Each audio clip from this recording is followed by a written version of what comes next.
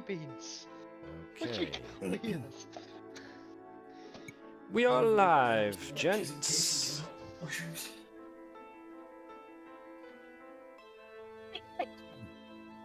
We're missing two, but we're live. We're missing two, but we'll have to make do. Because you know what time it is. The time to turn off the incidental music. And the time to switch to that ever so lovely intro sequence.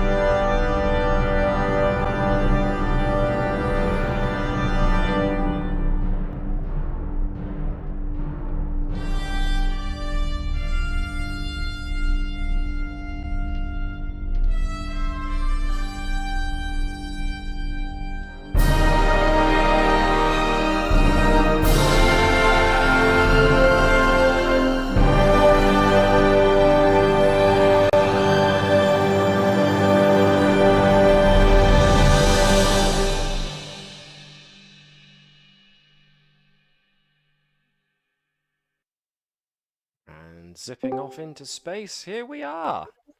Hello, everybody. Am I going mad, or did it cut me off? We just didn't want to hear. Commander on the bridge. We've been renewed. We have been renewed for season 2. Hooray! And we all know it's because of the ensemble dark horse named Claude. Indeed. Sounds and legit. we really need to put a special thank you to Gareth for putting that intro video together. Thank you very much. It's amazing I what you like can do for Star Trek Online these days. Yeah.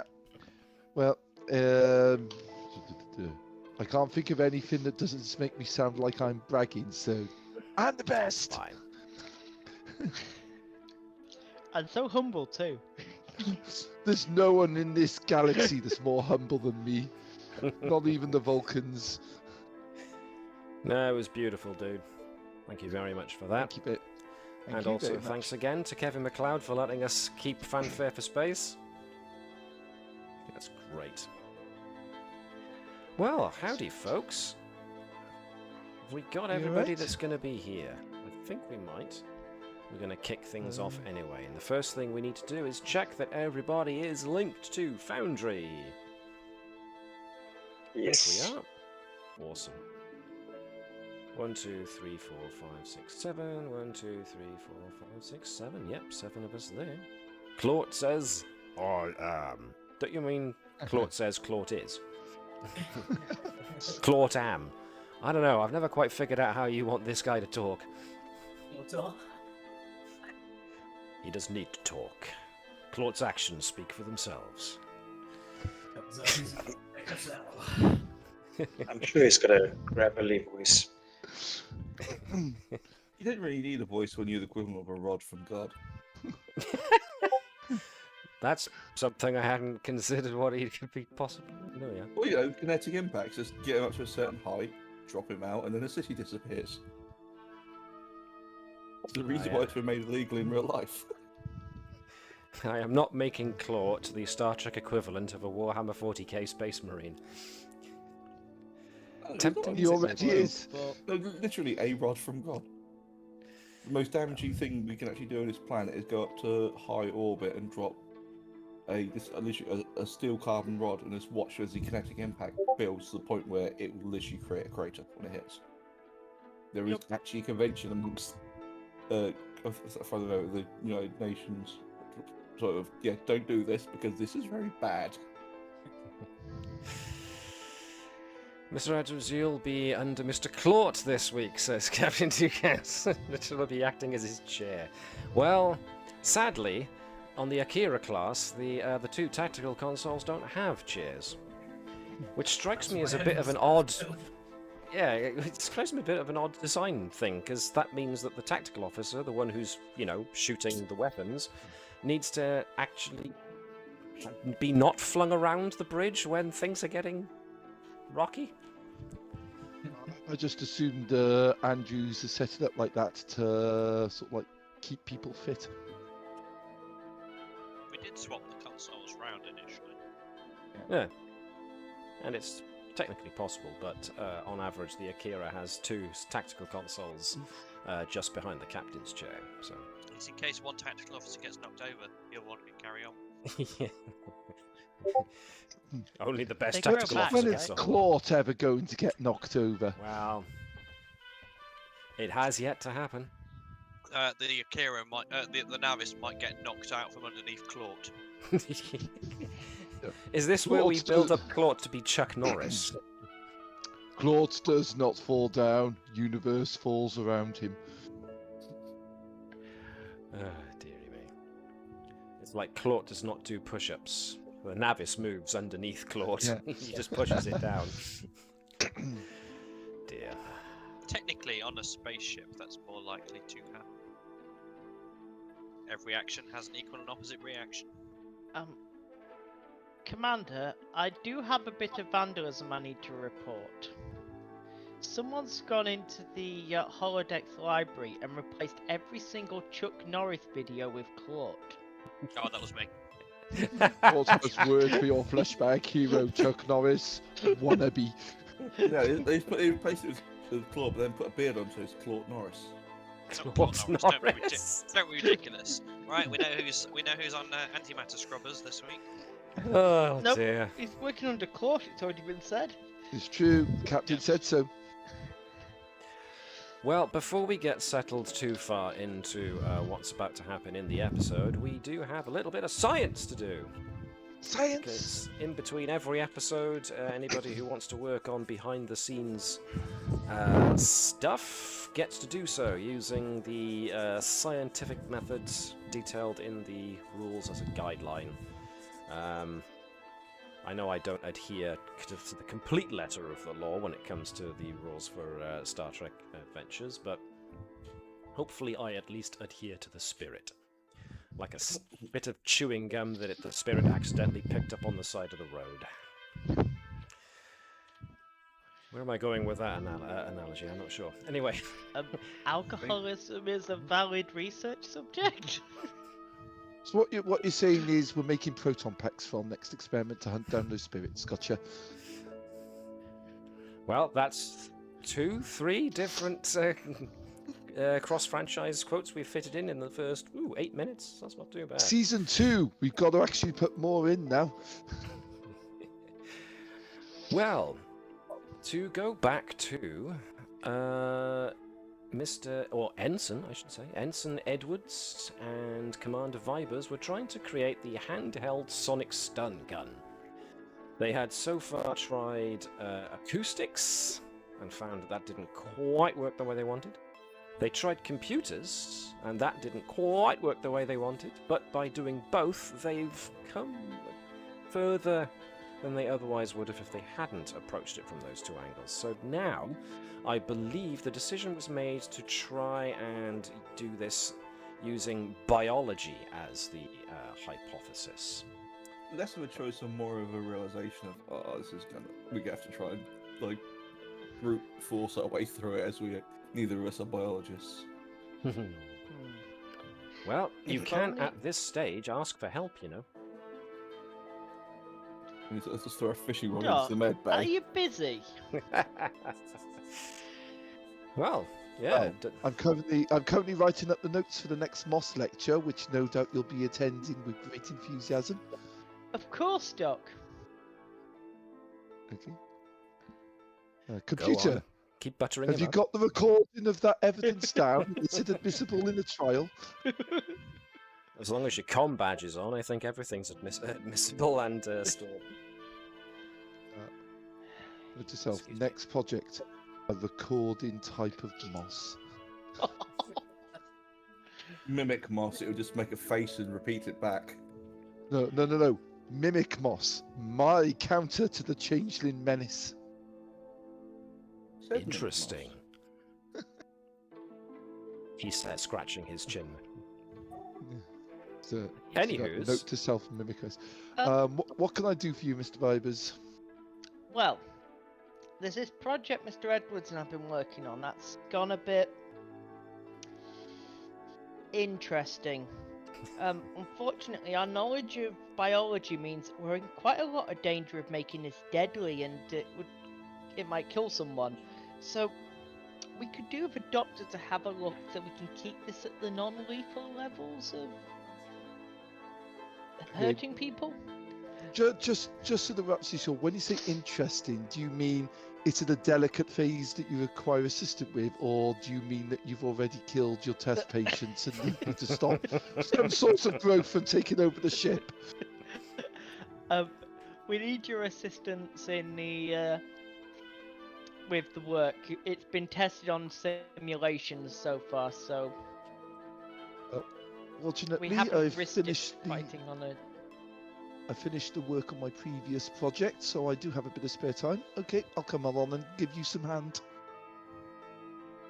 Excellent. Edwards, I've got you someone who understands that weird biological science stuff. Weird biological. It does strike me as the kind of thing Vipers would say out loud in front of everybody, whilst Bertram's going like, "I'm right here, you know." Bertram, what Bertram's actually saying is, Yep. do you realise Mr. Edwards' last post, as per Commander Andrews, was as part of medical under my command?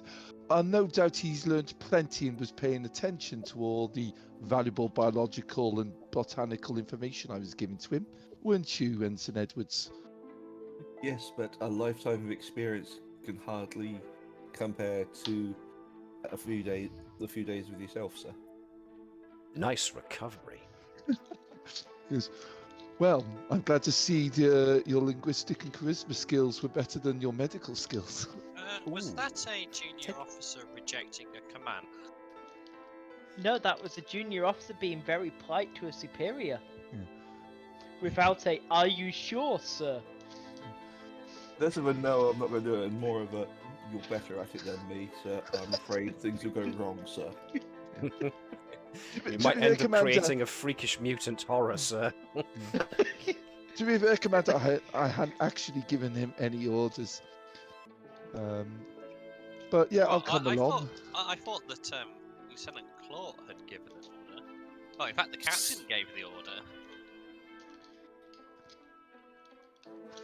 Well, in either case, this is the kind of scientific tinkering that goes on in the background whilst folks are otherwise not on duty, so... I suppose if you've now managed to successfully recruit the doc and the doc's actually interested in the project, then the doc can indeed assist on the project. Would potentially mean getting live specimens of the more... Or at the very least... fauna, rather than flora. Easier, potentially. We can replicate them. You can replicate Ferengi. Why not? It doesn't just have to talking in live, general. it just has to be If I'm simulated. being part of this project, I wish to veto that. Well, just in general, it's meant to be a stun gun. It could be defensively, or I said if you want to capture a live specimen, there'll probably be a nicer way of doing it. Yeah, but no, the bit I want to veto is replicating Ferengi. Don't we have enough of them? I knew you were talking about. I was just making the case. Not for him, but for why it's the useful to use as a tool. It's alright, I've got another approach to get us some samples, so I'll let you two carry on with this. I'll go talk to Latude about some samples. Bearing in mind, this is the guy you let handle your warp core. So to Just speak. imagine Latude's going. Warp core's in perfect condition. I just imagine Latude sort of like looking at Vibers and going, "I'm the transporter chief. What makes you think I have Ferengi samples hidden in the transporter buffer? You have to clear them out to keep the captain." Hey, I've got weeks to find an appropriate sample. It's fine. Anyway, if we've got the the doctor would like primary, to lead, then Okay. you can have two folks assisting. and potentially the computer? If you Was want that to too bring the much? computer along as well, then yeah, the computer can assist, I suppose. That would, of course, require going to Ops and requesting additional resources. So, you I was going to say, basic... well, Commander was able to get that quite easily last time.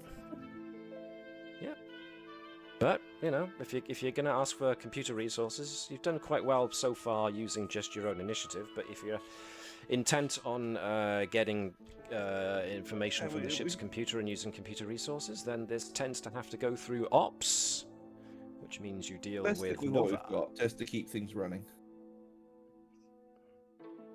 So as long as Nova's okay to divert ship's resources.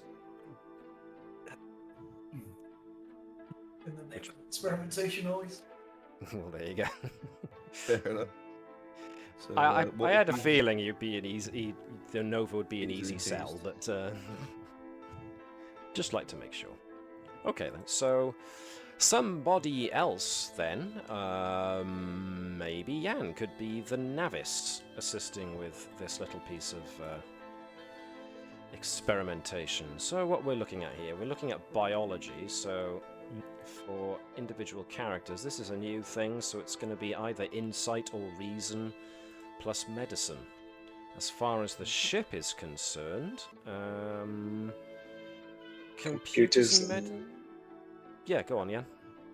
No, computer. That's what I was going to say. Computers and medicine. Yeah. I almost said sensors, but I saw you switch to computers, and then that made a lot more sense. So I was like, yeah, I'll go with that. There we are then. Wow. So the Navis is little help. Bertram is little help. Edwards is all in. Is Commander Vibers able to use his ability to help with the computer? Yeah, I'll allow that, yeah. Yeah, so computer's focus for Vibers so- can't come into that, yeah. That's fine. I'm good with that. Do I have to roll? I need to roll one for me then. One, I yes. presume. One One, for two, you, and three, the computer four. gets to re-roll. What we're rolling? Computers medicine, probably. That's That makes sense. not computers medicine because computers medicine is the name. Yeah, it's going to be reason control. Either of those two. Medicine. Oh, computer. Why are you rolling as the Navis? Oh, that's It's me. Sorry, that was you rolling as re-rolling as the Navis, wasn't it? Sorry. Yep. So the Navis got one on the reroll. Right, cool. So I Sorry. got Feckle. Okay, so you're at the initial stages of experimentation. So you're trying to combine the research you've got with acoustics as to which type of resonances best work to disrupt rather than destroy. And then, of course, you created the computer programs to get the sound generator and the scanner and then the computer database, which you've yet to actually compile to get to work together. So slow going. Slow So going. what's It's a paying start. attention It's a start. Actually, you got 2 successes rather than just one, so a slow start, but a start nonetheless. Sonic stun gun. Let's see how far we get next time. However, let us now delve back into the distant days of last episode. And yes, if we recall, last episode we had responded to an emergency evacuation request on the planet of SETI Alpha 5, where you found that, as well as the current situation, it seems that those pentagonal monoliths that you've been uncovering throughout the Shackleton Expanse and beyond may very well have been what was responsible for the destruction of SETI Alpha 6 all those 100 or so years ago, and a similar self-destruct sequence had been activated on SETI Alpha 5, but you managed to, thankfully, avert it. And, as well as being able to finally interface with this ancient technology, or at least a more intact version of this ancient technology, and stop that countdown to destruction, you were also able to access some data which suggested that the ancient civilization who built the monoliths did not appear to use starships at all. They used a form of perhaps transporter technology to jump between different planets and systems. Considering the fact that they were able to use their technology to carve monoliths out of moons, doesn't strike you as a surprise that they could do this too. And you finally got a name to go with this strange civilization, the Tilikal. However, after successfully evacuating the science teams from SETI Alpha 5, you were summoned back to Starbase 364 with all due haste and speed, where upon your arrival you discovered that only hours before you were told to get back, the Klingon Empire had decided not only was it going to invade Cardassia in its search for changeling infiltrators, it was now intent on annexing the Archanis sector, which was a Federation-controlled system on the border of the Klingon Empire, which officially puts the Federation and the Klingon Empire at odds, if not at open war. And so it was with that rather sad news that we start this week's episode. So, we turn to something a little less happy.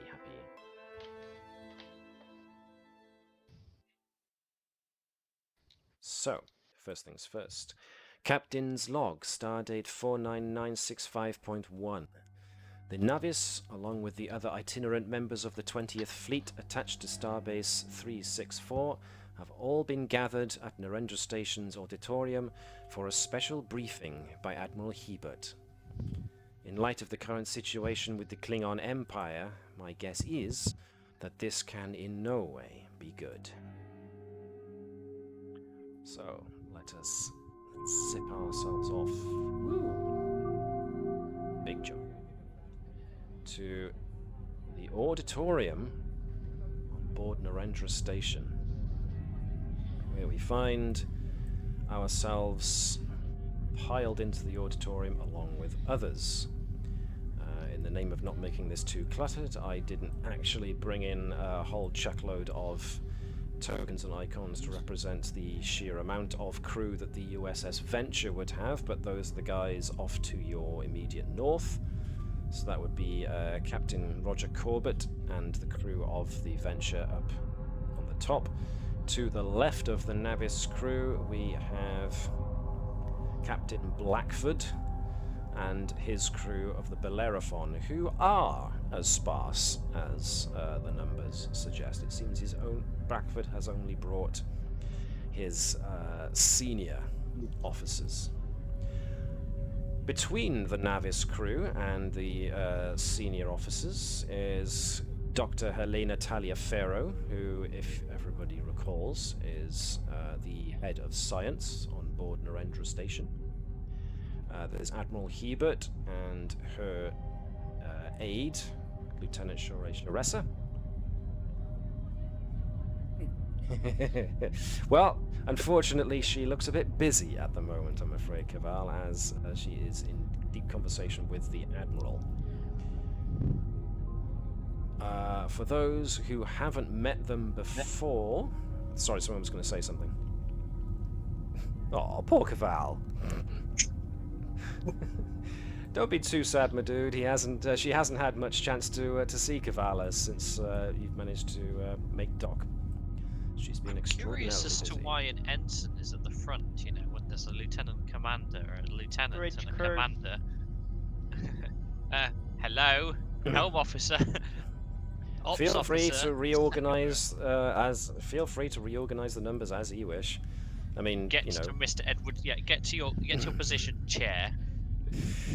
Nova's going to be all over the spot anyway, so you know, just took it as read that folks were just going to be in a seat. Most important person should be at the front. The Jude is not going to be that close, and Claude is sure as hell not giving the briefing, so get him back. It's true. If he gave the briefing, he just solved the war too quickly for us. Blow up Klingons. Claude, give briefing. Out. Put So, him into a torpedo tube and just fire him at ships. Just fire him at Kronos. Oh, Tie a rope this- around it so we can pull him back to reload. Well, Doesn't his need to dad got reload. shot at Praxis. Oh. This is the second most talky wrestling event we've ever been to.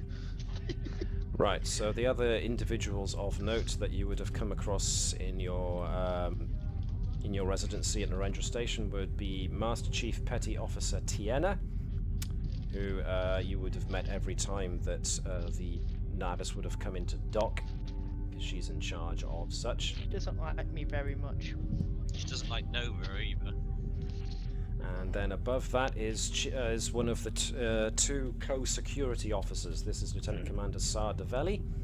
The other security officer would be her Klingon counterpart, who at present obviously is not here because, well, we're soon to find out, as everyone has been allotted their seats. So let's go to the briefing as Admiral Hebert gives her aide, Lieutenant Sharessa, the final nod, and Hebert makes her way up to the podium to address everybody. Thank you for coming, everyone. 24 hours ago, the Klingon government announced its intention to claim the Archanis sector, currently under Federation membership. This has escalated what was already tense diplomatic relations to outright hostility between our two governments. As of 4 hours ago, the Federation, in negotiation with the Klingon Empire, has decided to cede control of Narendra Station to the Klingons, citing their engineering efforts being predominantly responsible for its construction. As such, the Klingon government has decreed that all Federation citizens are to leave the station, effective immediately. I know this comes as a shock to many of us. We've spent the last year or more building relations, alliances, even friendships with our Klingon neighbors. Nevertheless, the Klingon government has made it clear that the Federation is no longer welcome in their space. And so, with a heavy heart, I must order everyone to pack up their belongings and prepare to leave the station. All security and science personnel to begin the process of shutting down all operations, packing up materials, and backing up data in preparation for transfer to another, as yet undisclosed facility. Even though with the USS Venture at our disposal, our vaunted Galaxy-class ship won't have enough space to accommodate everyone and everything that must be evacuated. Such, I put in requests with the Federation and any allied third parties to loan us any and every available vessel capable of delivering our people across Klingon space back to the Federation. By order of Chancellor Gowron, all such Federation ships will have an escort through Klingon space, no exceptions. Due to the size of the operation needed to fully remove ourselves from the station, we have been granted a degree of leeway for how long this evacuation is likely to take. But the Klingon government will wait only so long. As such, all available Starfleet personnel will be tasked with aiding the evacuation. For such assignments, please report to Lieutenant Commander Sartavelli at the security station. The Bellerophon and the Venture will be tasked with shepherding Federation citizens, as well as science and security materials. If anyone has any questions, please direct them to my office, and we shall endeavor to aid you in any way we can. These are troubled times, but if there's one tenet that defines the Federation, it is hope. Hope that things can get better. And I still hold out hope that this is a temporary measure, and so should you. Thank you all. The crew of the Navis will remain behind, please. Everyone else is dismissed.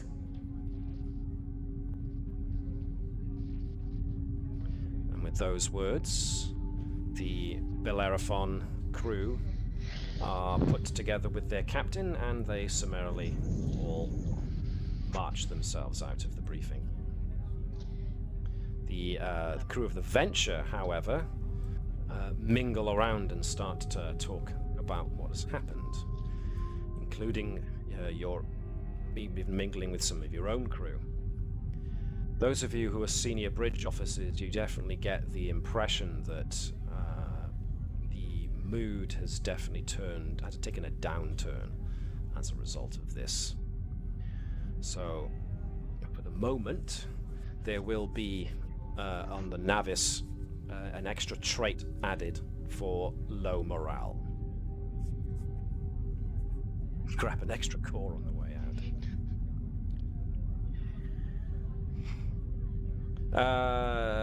Dr. Taliaferro has a few words with Shorey for a couple of moments. Shorey does her best to seems to be doing her best to give placating gestures to the Doctor, who just shakes her head, nods resignedly, and walks out of the auditorium. Non-Starfleet personnel evicted from the room. Eventually, the Admiral comes down from her podium, takes a couple of pads from Lieutenant Sharessa before she addresses all of you. With the situation regarding the Klingons being increasingly difficult to anticipate, Fleet Ops has tasked the Navis, as our most heavily armed starship, posted to Narendra to remain on station while the evacuation is underway. As such, the Navis will be required to remain on ready status as a just in case. Those crew not assigned to their posts on readiness condition or on mandatory sleep rotation will be assisting the evacuation, as I already detailed. I dearly hope that you will not be needed, but better to have a watchful eye present during these unstable times. Any questions? Okay. These are tense times, people. Let's not let the tension give us itchy trigger fingers. You're just going to be watching out to make sure that everybody leaves the station safely and that the Klingons don't try anything cute on the way out. They shouldn't, but these days, who knows for sure. Captain, Commander, as usual, if anyone has any questions, you know where to reach me. Now, if you excuse me, I'll be packing up my things. Shorey? Lieutenant Sharessa looks around, gives Caval a knowing nod, as a kind of, we'll talk later. But she gives an apologetic bow to everyone before she herself has to rush out. And they disappear.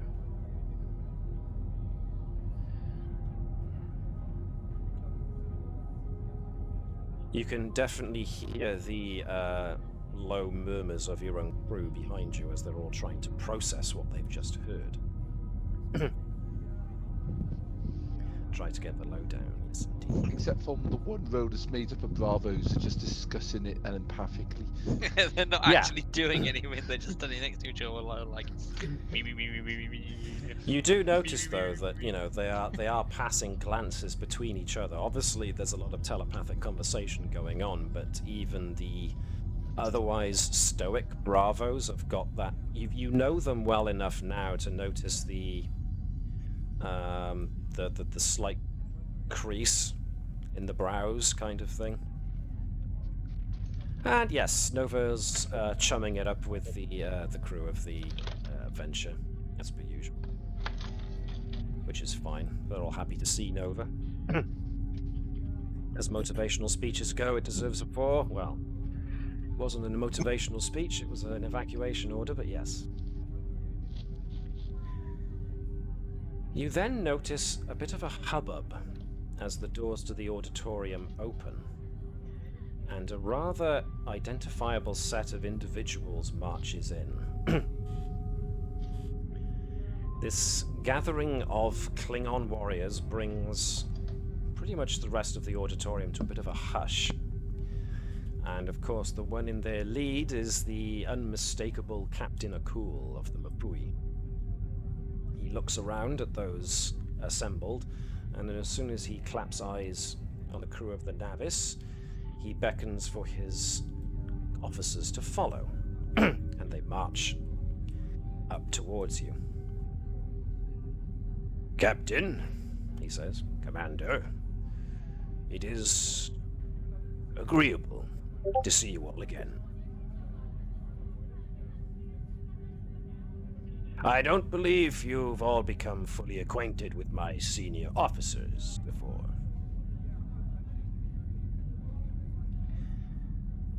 Captain. I don't believe Sorry, we've Bob. had the honor either, Captain. Well, suffice to say, in the near future you will have the opportunity, but for now, there is something I wish to discuss with the senior officers of the Navis, if I may be permitted your attention for a short moment. The situation between our two governments. I just want you to know that my crew and I do not agree with everything that Chancellor Gowron has instated. However, we are all Klingon warriors, and as such, we are loyal to the Empire. What the High Council decrees, we shall do. There is one thing that we wish to do before you are forced to depart this station. There is a rite, a ritual, amongst Klingons for former allies who must now become enemies. It is a rite known as the Klingon Kach. It would honor us, my crew and I, if the crew of the Navis would take part in this ritual with us and make the transition from respected friends to honored adversaries. What say you?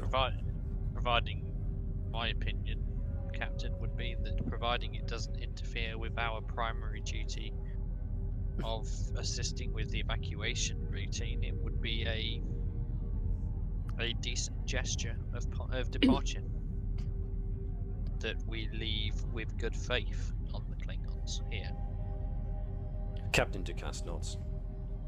I agree, number one. Assuming, of course, the rest of my senior staff agree also. And she looks behind her to take you all in. Bertram says in the Aye, Captain.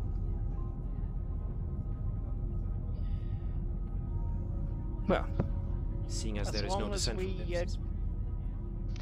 As long as we agree when all this is over that we perform the appropriate ritual then also. Captain Akul smiles at this. That was in Klingon. Ha ha, okay. Captain Akul definitely smiles at this, and a good couple of his senior staff kind of give that it's almost that De Niro-esque nod and smile type of thing, but they smile with the bottom half of their jaws. Nods and smiles. Nova in amongst them trying to be a Klingon as well.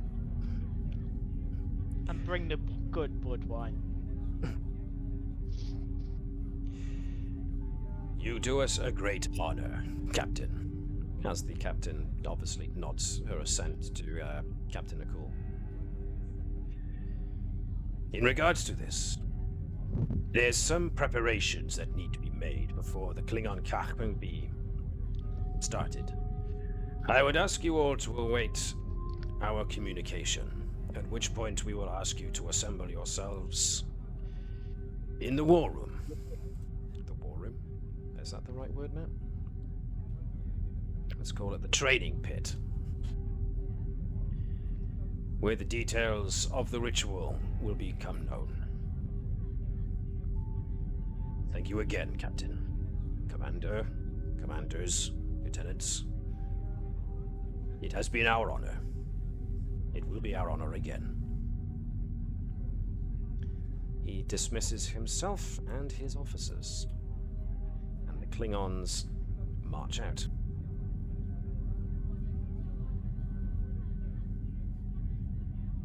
That gets left behind. Yes, Nova gets left behind. Well, says the captain, we have a little time to ourselves at least. All right, senior bridge staff will remain. Mr. Edwards, it would be wrong at this point to exclude you from any of this intercultural exchange, since I know that you're such a student of such. Everyone else, proceed back to your stations on the Navis. Make sure that it's ready to depart when we're asked to by the Admiral. Until the evacuations start, the Navis is not necessarily needed to be on ready alert status. So we have some time to ourselves.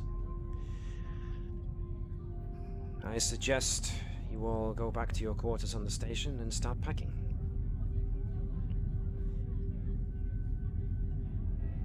Like the Admiral said, this is temporary. Let's treat it as such. Dismissed. So, the Navis crew start to break apart, some heading for the ship, some heading for their soon-to-be emptied quarters on board the station, so... So, Master Chief, got anything on station you'd like rescued to a good home? You're assuming, of course, that I don't already packed all of such sensitive instrumentation and have put it in a secure place ready to be taken out. If you think that I'm going to be letting you smuggle anything out on that overpowered, overloaded gun turret of a ship of yours, then I think I'll take my chances on something with a little bit more wear in it, like with the Venture, if you don't mind. At least I don't have to worry about the Venture potentially blowing up within dock. Before Edwards goes back to Navis, he'll probably swing by Taliaferra's office and see basically what's happening with her. Where's she going? Where is she going to end up taking the things I brought back? Okay. Well, in that case, when Edwards goes to the main science laboratories where he's formerly worked, he finds that Taliaferra is doing her usual thing and is yelling instructions at everybody, but now, whereas before it was a hive of activity of samples and data analysis, people are now furiously packing up things and sticking them in boxes and containers, with Taliaferra basically waving her arms emphatically, trying to get everybody to move faster.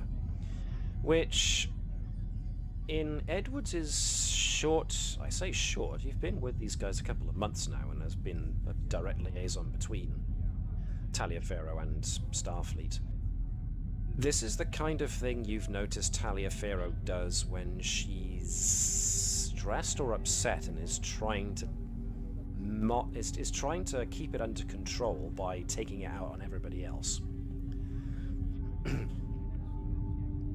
So at first, when she notices Edwards, she goes, she just blows him off like, "Don't you have something Starfleet to be doing?"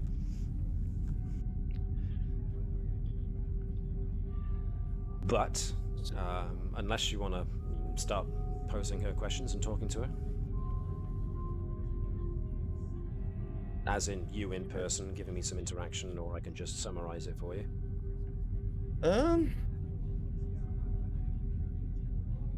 says she's been a bit hostile. Is saying, want to see how things are going and what's happening. Well, basically, we'll ever see you again. I wouldn't be in this situation, well, this position, if it wasn't for herself. So he wants to express concern. He's a friend, boss, someone who's been there. So this is a bit of a shock. All this. Yes, indeed. As soon as Edwards mentions the word shock, she does kind of. There's that almost imperceptible chink in the armor where she seems to partially deflate for a moment before she realizes that she might be, giving the look that she might actually have feelings, and she puts the armor back up again. But yeah, shock is the right word. And she seems genuinely upset that this is potentially coming to a close. You've known Taliaferro to be something of a cynic, in case it wasn't immediately obvious. So she doesn't seem so keen on adopting the, this is just temporary, I'm sure it'll all be fine. But Taliaferro has, of course, been the driving force behind exploring the Shackleton Expanse, and this is now being taken away from her. So you can only imagine that this has probably crushed her more than a little bit. But she's coping with it in the only way she knows how, which is to bark orders at everybody and get everybody working. The moment when she deflates and Edward catches it, he'll just open up his arms and just give her a hug. The moment he does that, she stiffens, because it's like, what are you doing? And the fact that he doesn't stop and does actually give her a hug, she holds her arms out as if like, okay, alright, this is weird. Okay, it's maybe not that bad. I mean, people don't tend to invade my space like this, but okay. And you're still hanging on. Okay. He'll let go after she is getting a bit uncomfortable. But as soon as he lets go, she looks like she's about to say something, then swallows, and she blinks hard a couple of times before she gives Edwards a pat on the arm, which, considering before now, every time she's given what would be the equivalent of the equivalent of physical contact with Taliaferro has always been a punch in the arm kind of thing, or a smack across the back of the head. But this time there's actual gentleness behind it, as she actually just loosely grips his arm just tight enough to give it a light squeeze before nodding and giving him a pat on the arm before she goes off, and just says, I've got 1,000,001 things to organize. I'll see you around, Jonathan. And as Edwards walks away, he realizes that she called him Jonathan. Not Edwards or Hey You. Dun dun dun. She has feelings. Changeling!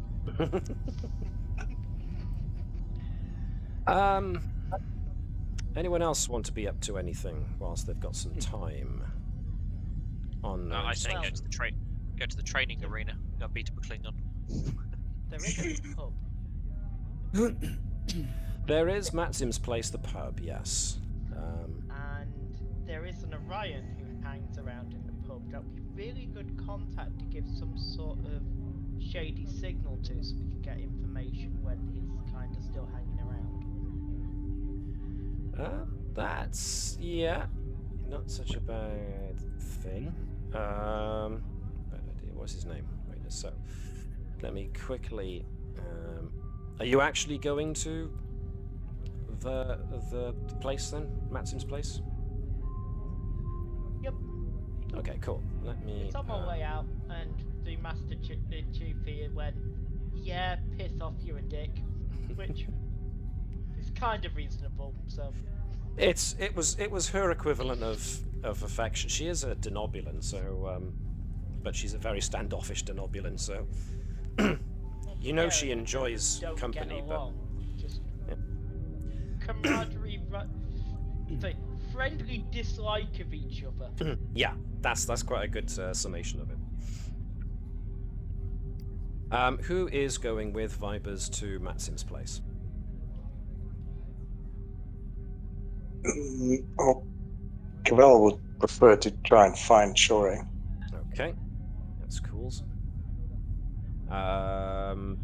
Natala is more than likely going to be very busy organising her ridiculously large family getting off at the station, so that's probably what Natala's going to be up to for the moment. Bertram? Unfortunately, despite what I said, he doesn't actually have a synthesizer Yucca Plant Orchestra experiment. I was being facetious. Given Bertram's sort of upbringing and how he lives, I kind of always imagined that his quarters on the station were extremely sparse. He's one of those people who's literally single-mindedly obsessed to his fin, and the Navis just has better sort of facilities for him to use that don't involve navigating the minefield that is Taliaferro. So he'll probably transfer what tiny amount of stuff he may have to Navis, and just in case things go wrong and we are required suddenly to actually take part in the proper evacuation, start prepping the fin for a large amount of changeling tests, just in case. Rightio. Okay. Alright then, so that's what he's up to. Andrews, when she goes down to the Klingon training pit... Yeah, basically to kind of like, say her own kind of spar with the training master, whatever her name was. She finds that entrance to the Klingon area is actually barred. They won't let her past. Even with someone that's been granted the rite of passage by the master of the academy. Yeah, what Andrews gets is that eventually, after asking, basically knocking on the door for a long enough time, Lady Jadark herself comes out and stands face to face with Andrews and says, "When it is time to come to the training pit, you and the rest of your senior crew will be summoned, Commander. Until then, we ask that you leave us time to prepare for the ritual." Oh, sorry, that was me missing the rituals being held there. Well, you could have just as easily just said, well, I just want to practice them. Yeah. Sadly, they are getting things ready for you. Now, Cavall can catch up with Shore if he hangs out at or goes towards the Admiral's office, which you won't be surprised to find out is actually quite busy at the moment, with the Admiral and her staff basically packing things up. The whole process, Cavall notices, is actually being watched by Admiral Hebert's Klingon counterparts, General Kargan, who's just there standing up in his office, just watching all of this happen. It's unclear what Kargan's attitude is, from him just standing there watching the Starfleet crew packing up their stuff, downloading all their data and looking to leave. But Shore notices Cavall and excuses herself from the Admiral, who... The Admiral looks up, notices Cavall standing there, and she just gives Shore the nod. So, is there anything specific that Cavall wanted to talk to Shore about? About long-distance relationships.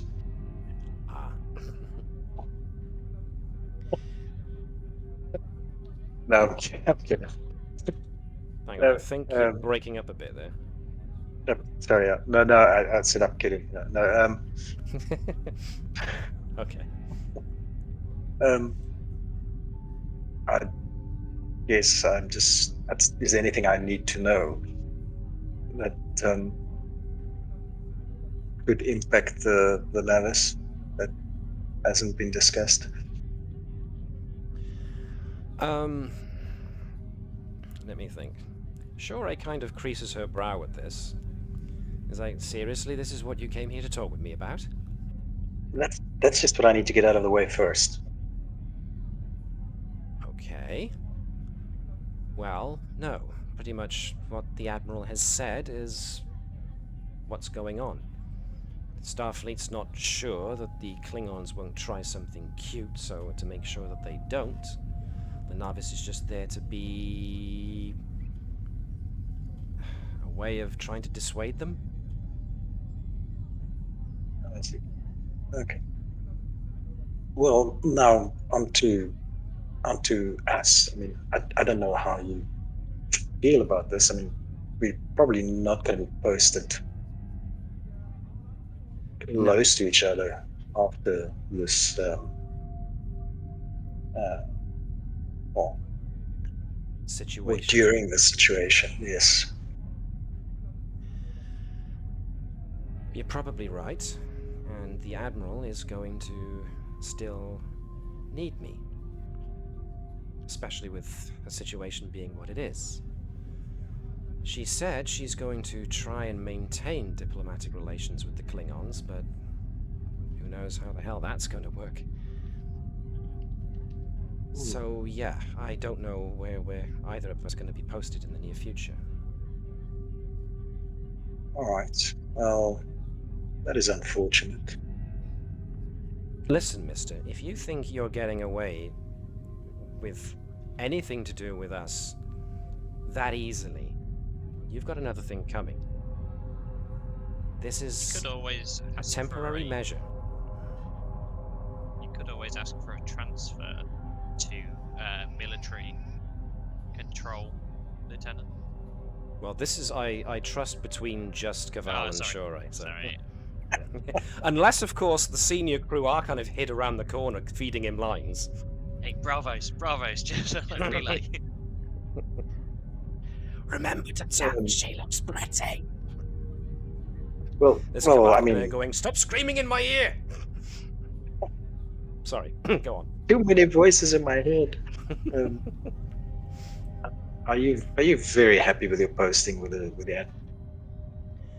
Look, I'm very good at what I do, which is sorting through information and dealing with people. And the Admiral's a good woman. She does a good job. I'd be neglecting my duty to her if I let this situation and my obvious feelings for you get in the way of my duty to her. But hey, I've got the ear of an Admiral, so who knows what kind of orders I can pull. And she kind of has a mischievous glint in her eye when she says that. Well, that is very true. And far be it for me to disrupt the efficient functioning of Starfleet.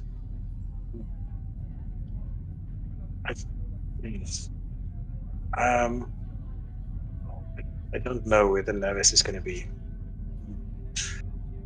Obviously. So I think what we'll have to do is we'll have to just see if we can keep in touch. Yeah. I agree. Like I said, you're not getting rid of me that easy. This is just a speed bump. I mean, I wasn't thinking that. It's that's just, war is a tricky business. And you are one of the best helmsmen in Starfleet, and you need to be at the helm of your ship. I can't ask you to be anywhere else. I'll serve Starfleet in my way, you serve Starfleet in your way, and we'll both get through this. And we will see each other again. Look, the Admiral's asking for me. Just leave a note before you go this time, huh? Sure. I'll do that. She gives Caval the Andorian word for goodbye, beloved. and has to excuse herself in order to attend to the Admiral. And if there were any members of the Navis crew spying, they'd be having the hankies out around about now. Obviously, Should have told her she was... Sorry. Cavell replies, but too late when she's out of earshot. Okay. So, with that rather emotional scene, we switch to Maxim's place, where Vibers finds himself, surprise, surprise, at the bar with let me get the correct soundscape going on here. With your Orion friend.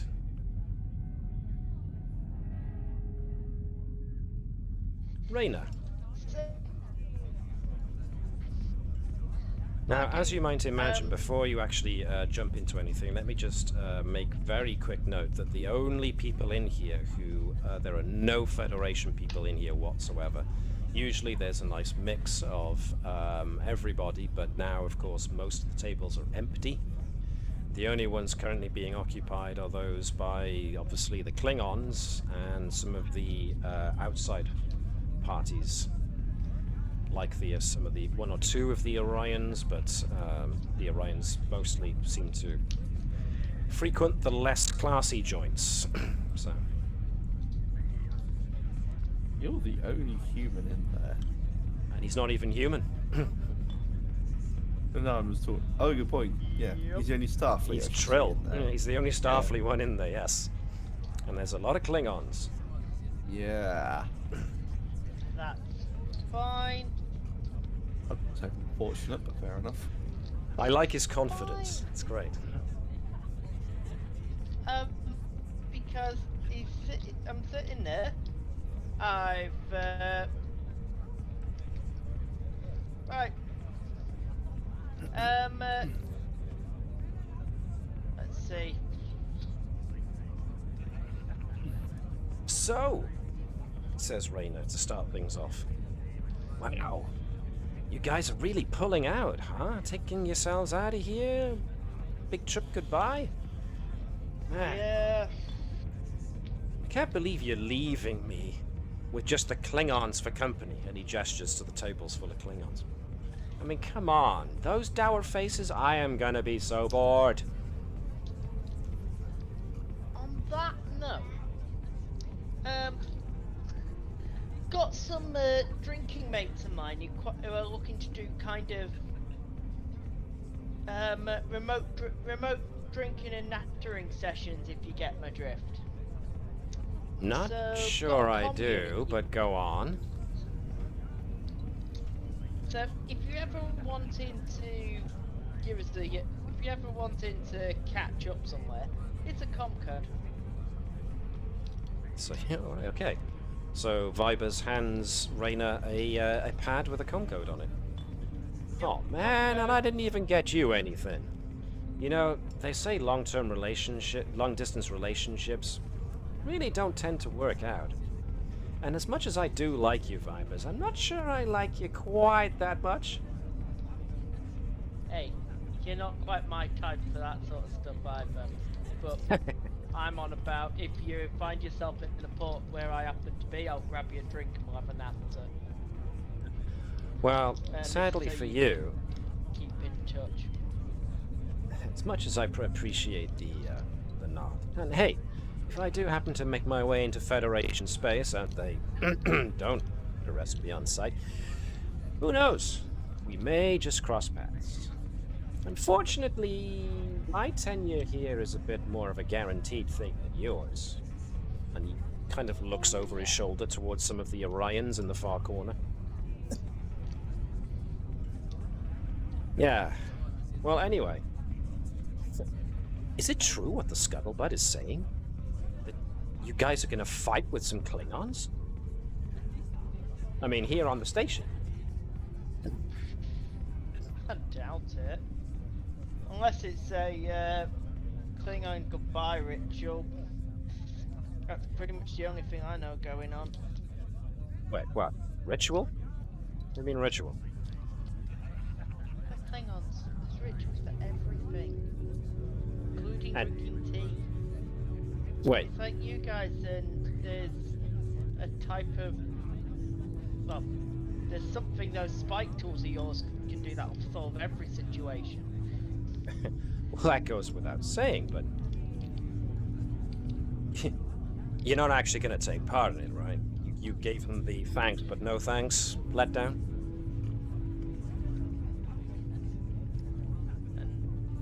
You're actually going through with I it? think we're actually taking part. Something about, we're assuming this is going to be a temporary problem, so we need to be able to work with these guys again. We went through the opposite, previous host of mine went through the opposite quite a while back. Small little planet, began for K. Can't be important. It's quite a while back.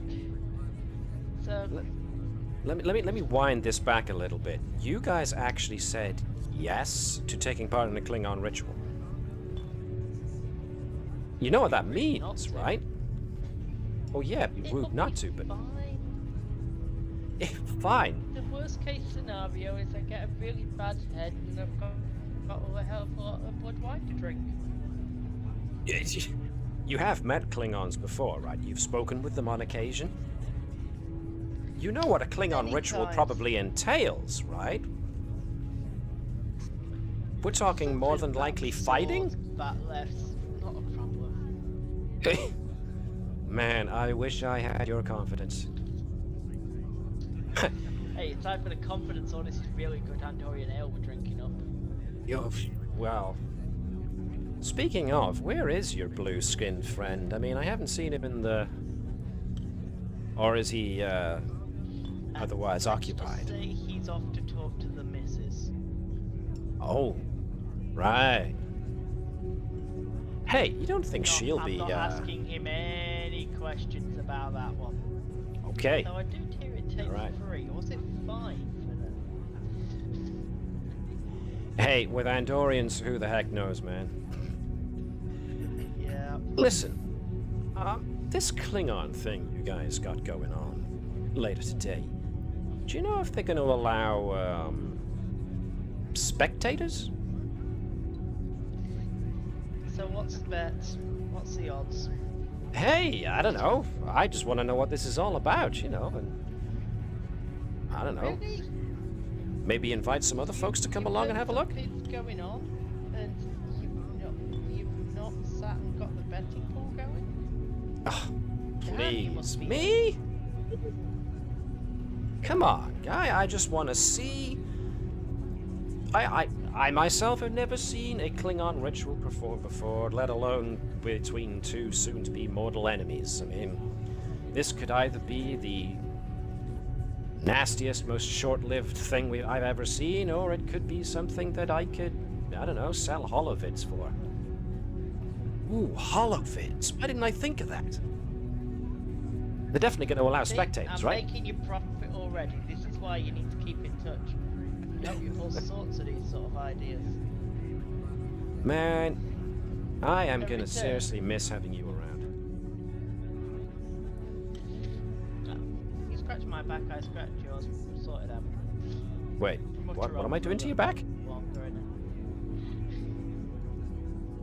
Man, I ain't touching you, if that's what you're asking. I'm kidding! As he punches Fibers in the arm. Swears in Trill, Klingon, and 2 other languages that no one else in the room knows. Okay, everybody gets it. You live more than one lifetime. You're a Trill. Woo! No, You're look, out. seriously. This place isn't going to be the same without you guys, so make sure you manage to at least knock some sense into these Klingon idiots before you come back. We'll see what we can do. On At that which note, point... apparently, by your comment, I think I should probably go sharpen a backlight.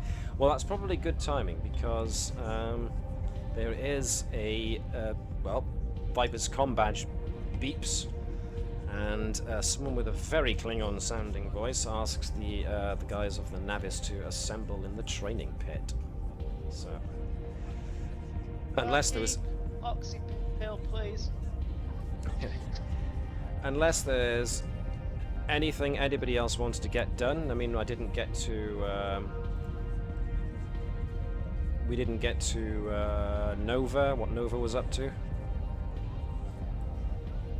If she was up to anything. Around morale boosting and generally acting like the war doesn't really mean much. Yeah, kind of picture that. Okay, John just said he will not be joining us, but considering the problems we've been reading about with his washing machine, I think that's more than fair. That's no problem. Okay, so let's have the main characters assemble in Klingon training pit. But I realise I'm also going to need the Klingon counterparts. So let's grab those guys too. Can I fit them? How about there? I'll do. Let's put them right there. Let's put them right there. Let's put you guys right there, and let's change the ambience.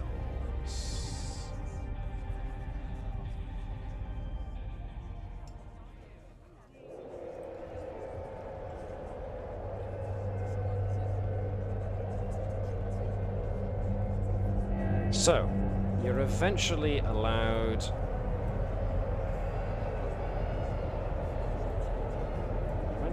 back down into the Klingon section, which are the lower sections of the station.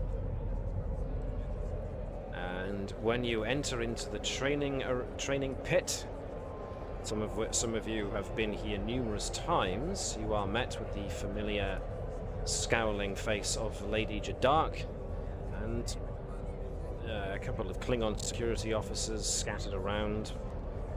But a couple of onlookers are allowed in, as a couple of braziers have been lit in the area surrounding the main floor, and Lady Jadark calls everybody to assemble in groups, into two groups either side of her. So, the captain's going to be there. You guys can assemble in any way you want. Can't believe they're having a match and they're leaving out the Bravo bomb and the Natik attack. Well, I'm afraid so. However, Lady Jadark calls everybody together.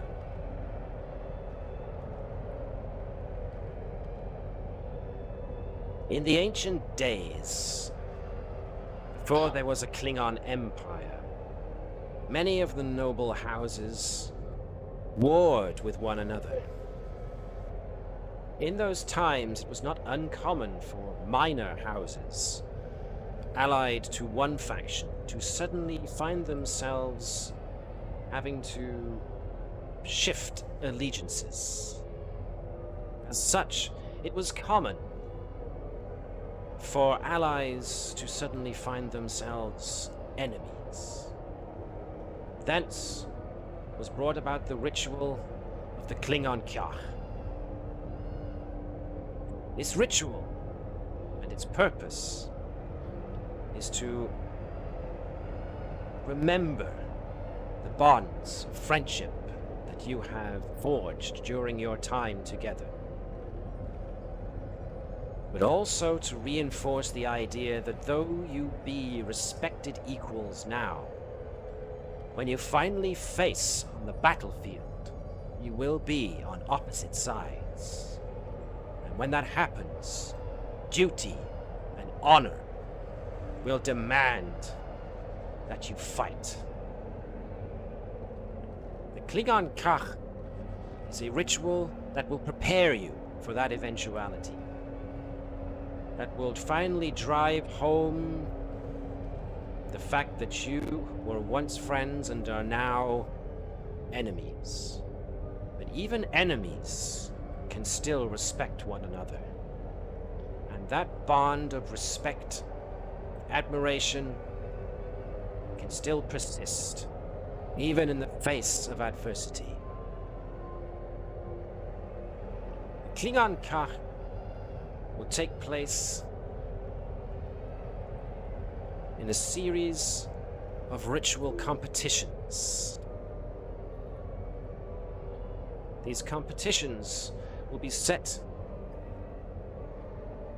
to the kind of challenges that you will face each other over the course of the coming war. The first of the ritual competitions will see both crews face each other as an exercise in teamwork. Whereas once you may have worked together to overcome a challenge or to achieve a goal, in this instance, both teams will be working against each other to accomplish a task, an objective, to the detriment of the other. This first contest, the contest of teamwork, will see you both attempting to capture an objective. There will, at the either end of the arena, be a pair of flags, each representing your individual sides. Those who manage to capture their adversary's flag and bring it back to their side will have scored a victory in their battle against their adversary. Those who score 3 victories, one after the other, will be the victor. Now, in a manner similar to your sports that humans and other Federation types enjoy taking part in, this competition, in a similar manner to those games, will simply be a representation of warfare, but warfare with more rules. Batleths will be employed in this first battle.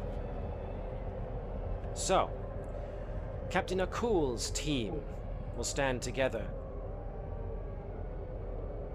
and the Navis team will stand together. When I give the signal,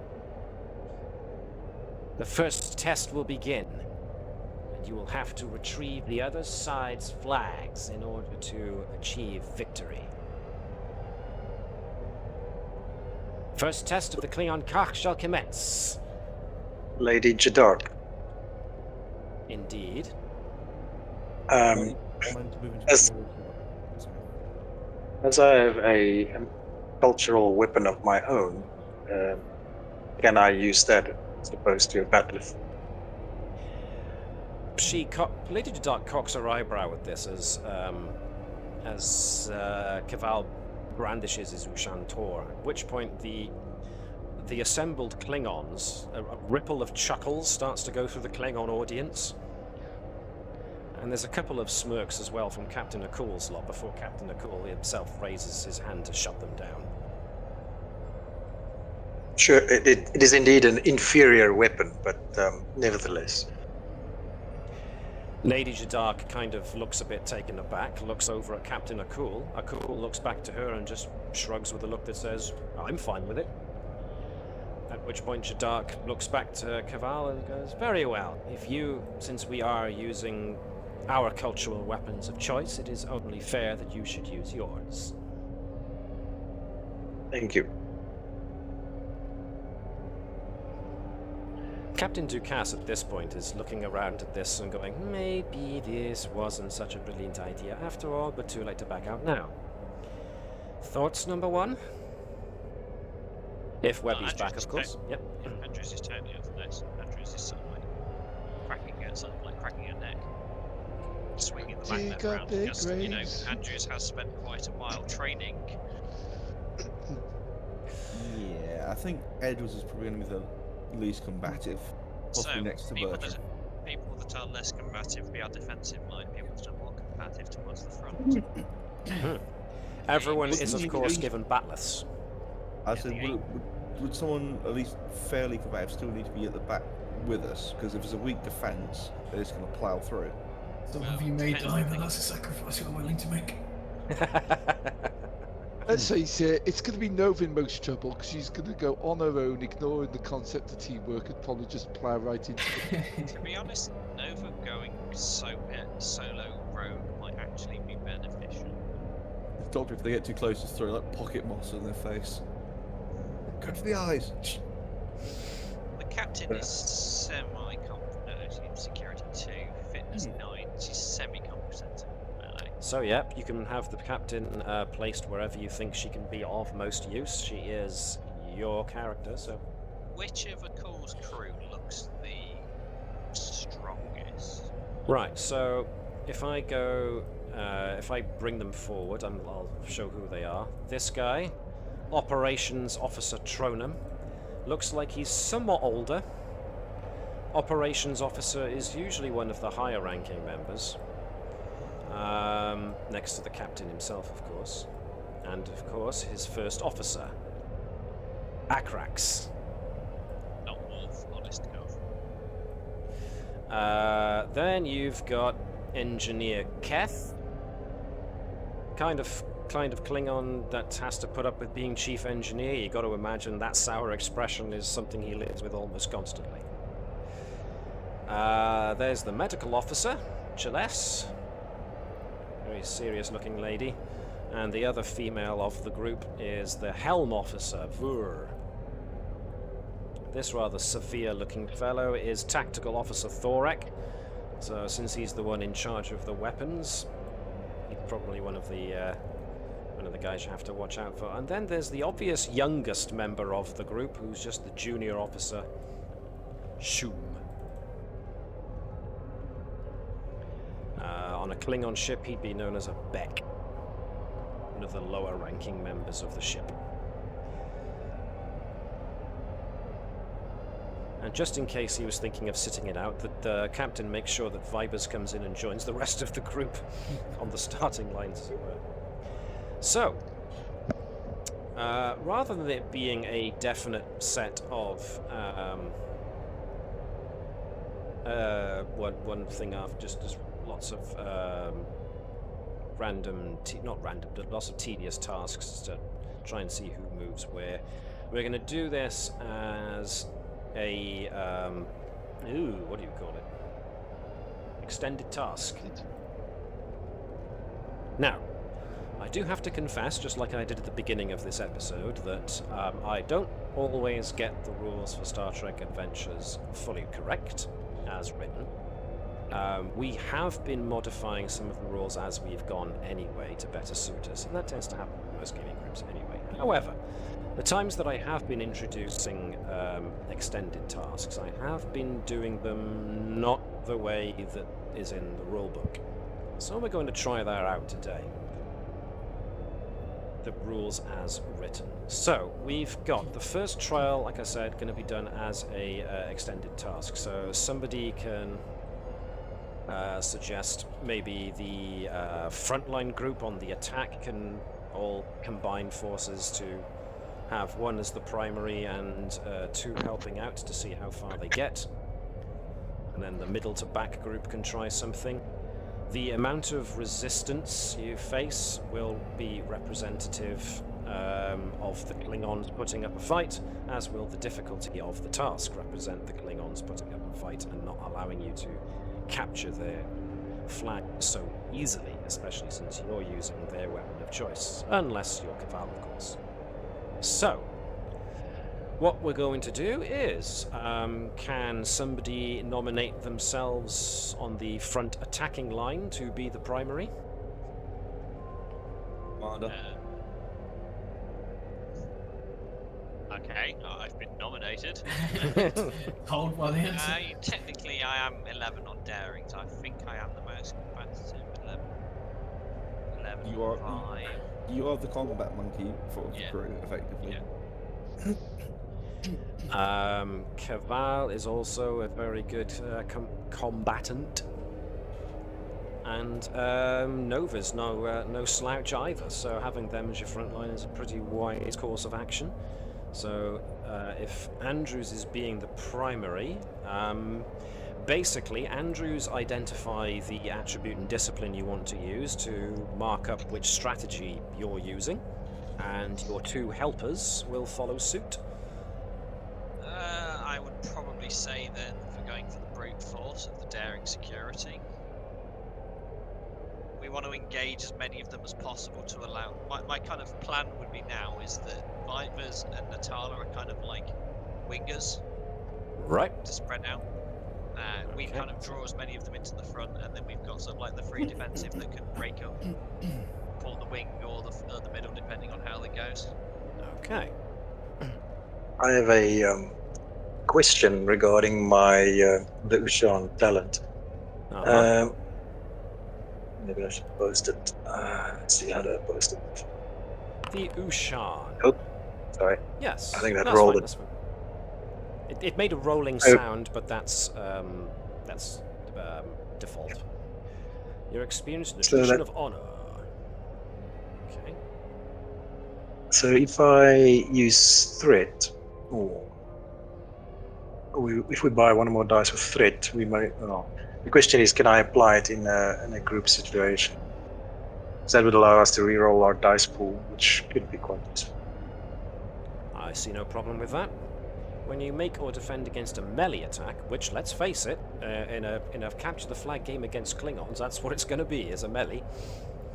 And you buy one or more dice with threat, you may re-roll your dice pool. I'm fine with that. To apply to the, because it's a dice pool, which means everybody contributing to it makes the pool, so yeah. That's fine with me. So then, if Andrews would like to identify the attribute and the discipline that's going to be used to affect your tactic. Yeah, so daring security. Are both Nova and Thazanan alright with that? Yep. Okay. So, Nova's the weakest at 2 security, but the other, both Andrews and Caval are both 5 on security. Cool beans. She makes up with it in plucky determination. Attitude. So that's 2 from Andrews, 1 from Thazanan, 1 from Nova. And yeah, go on. And I suggest we buy one extra with threat, so we can reroll our pool if we need to. Okay, so I've added threat. I was really tempted as well to burn a Valiant, hold the line. Oof. That's more defensive than offensive, though, isn't it? So. No, you can have a defense. You can hold the line by being offensive and forcing the opponent back. Not so much holding the line as you're pushing the line. That's me getting pedantic. Yeah. So you're holding your back line by advancing your front line forwards, or I can just burn survival at any cost and say that we have to win this. Ancient Roman combat doctrines were shield walls. Keep in pace, move slow, grind the enemy down in front of you. Becomes a slogging match, but that would be the theory behind holding the line on an offensive way. Okie dokie. Can I call in 3 lights of adventure and joined and go, well, back with my first host. Go, here's your background about why this all applies and how we can learn from how the Federation lost the last fight. Yeah, because one of Vibers' hosts will have been around during the 23rd century conflict against the Klingons, so... First, well, we said, I put down previously, my first host was a Kittimer. So, that pretty much adds Vibers as the final member contributing dice to this initial foray. Alright then, let's see how well you do. Like I said, difficulty is 3, but you've also got resistance 2. So, the resistance will come into play in a moment, but first we need to see if you break over the difficulty 3, which I think with this a lot you should. So let's see how we do. So, determination. Folk I have advanced hand-to-hand combat then? Sure, you can employ your hand-to-hand combat. 5 successes. Cheese willikers. Okay. Cabal, Thazanan gets an extra 1 and an extra 1 from Nova. That's 5 dice, that's as many as you can put in, so basically Vibers has just contributed verbally. We can't have any more dice than that, so put your determination back. So put your determination back, Davis, you don't need to spend it. We'll take, because the maximum dice you can have is 5. We already put 5 in, so there we are. That was... How many breakthroughs did we have here? So, what we got was a number of successes. What I'm going to ask to do now is we're going to need to roll some actual d6 dice. So, how many did we have? I asked for security, so that's 1, 2, that's 7, 8, 9, 10, 11, 12 d6s altogether. So somebody who didn't do that roll, let's see, Gareth, do you want to roll 12 d6s for me, please?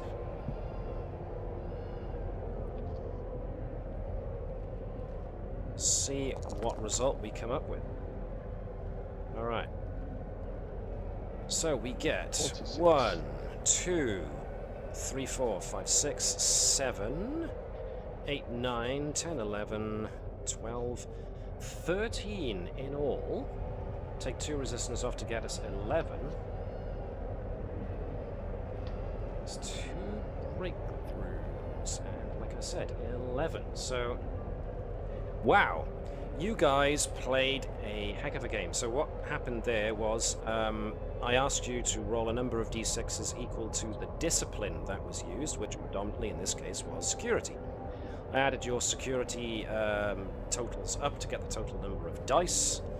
I then looked for every 1, every 2, every 5, every 6 to give me an idea of how many you scored, which was 13. Resistance 2 means it goes down to 11, so you scored 11, which means that's 2 breakthroughs already.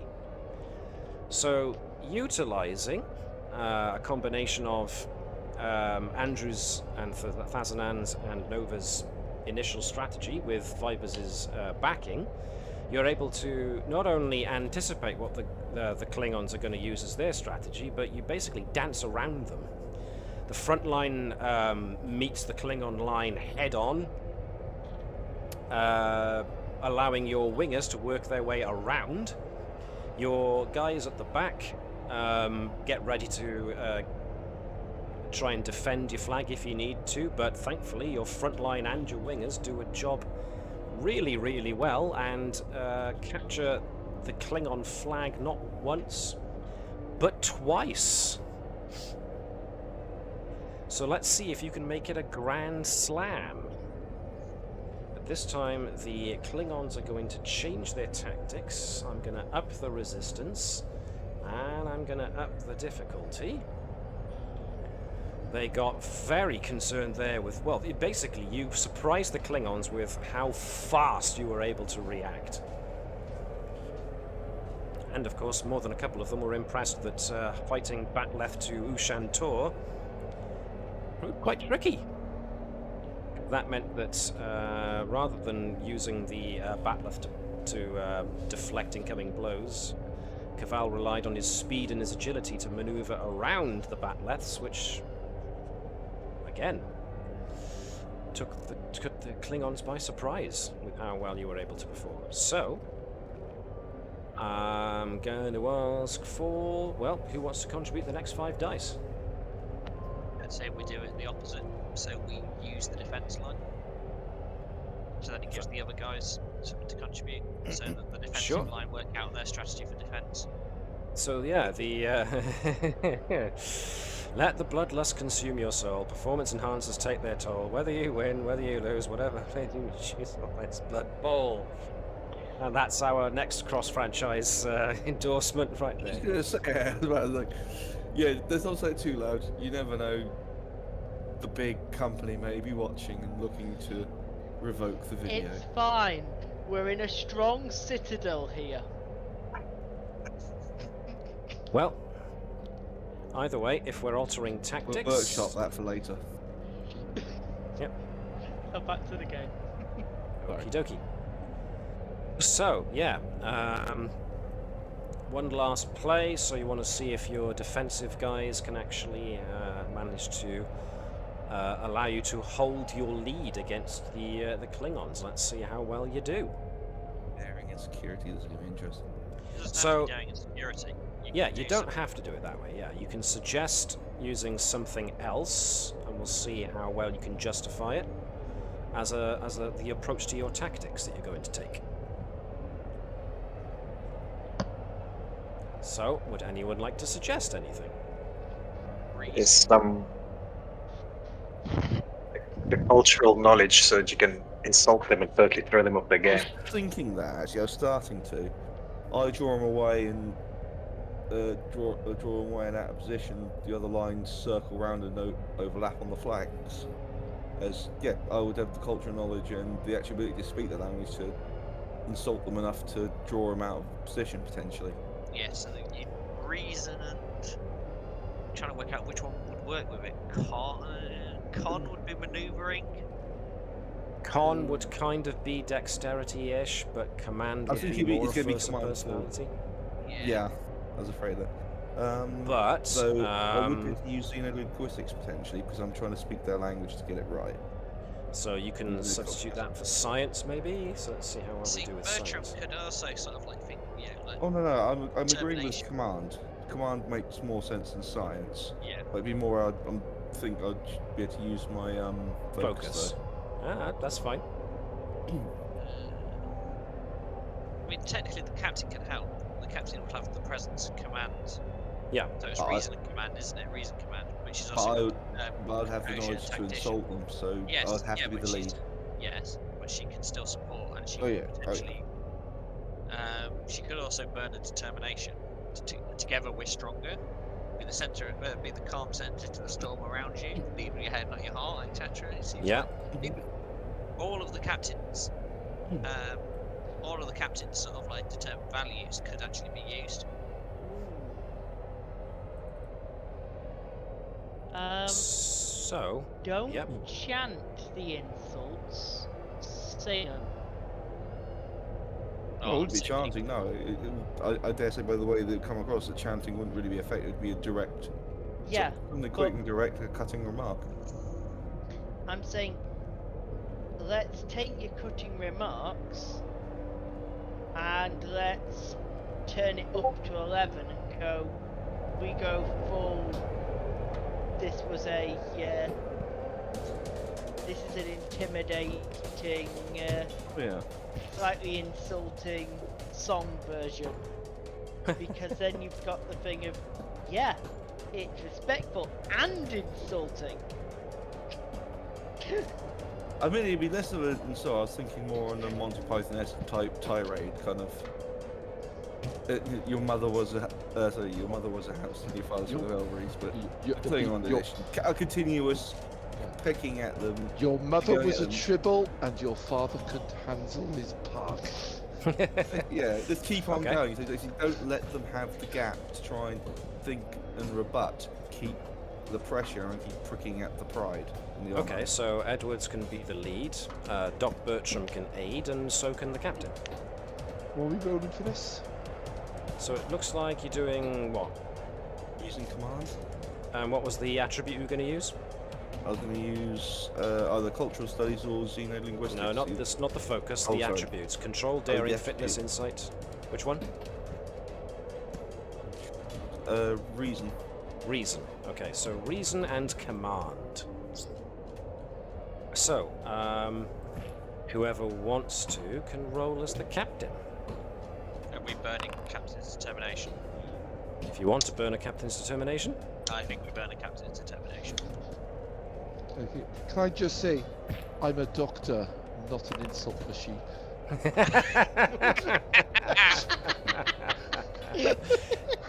So yeah, I'm in Golf fact clap. going to burn a determination to actually change my command to medicine for this film.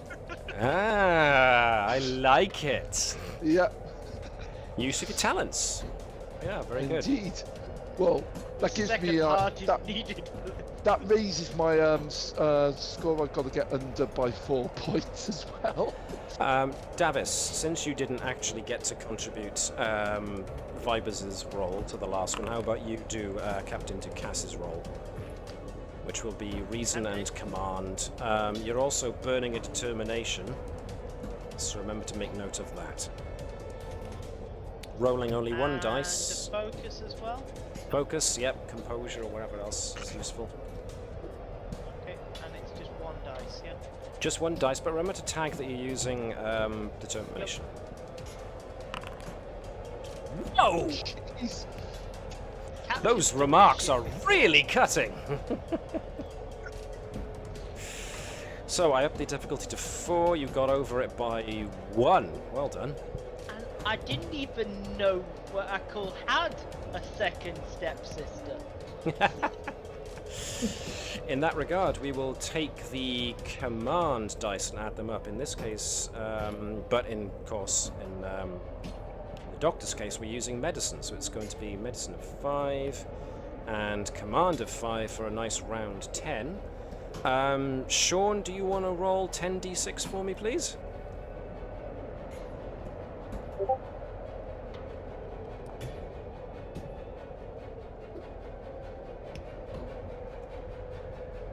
Awesome.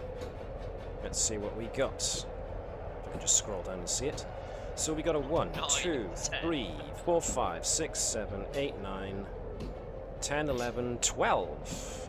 Minus resistance of 3 is a 9. You still exceed by 5, gain a further breakthrough. Yeah, the backup team, as they see the Klingons start to maneuver beyond your front line, you unleash a hail of cutting remarks which make them stop, even if they're just silly ones, like your father was a trouble kind of thing. It makes them stop and just go, what? Your mother was a hamster and your father was a hamster and your mother smells of elderberries. Your mother was a hamster and your father smelled of elderberries, but that's just eating your head. However, I like Gareth's more Trek-friendly one, so we'll go with that. Your father was a tribble and your mother the doc contributes something about them having deficient backup organs or something, which again makes them pause and go, what? I heard Klingons had two genital pieces. How come you only have 1?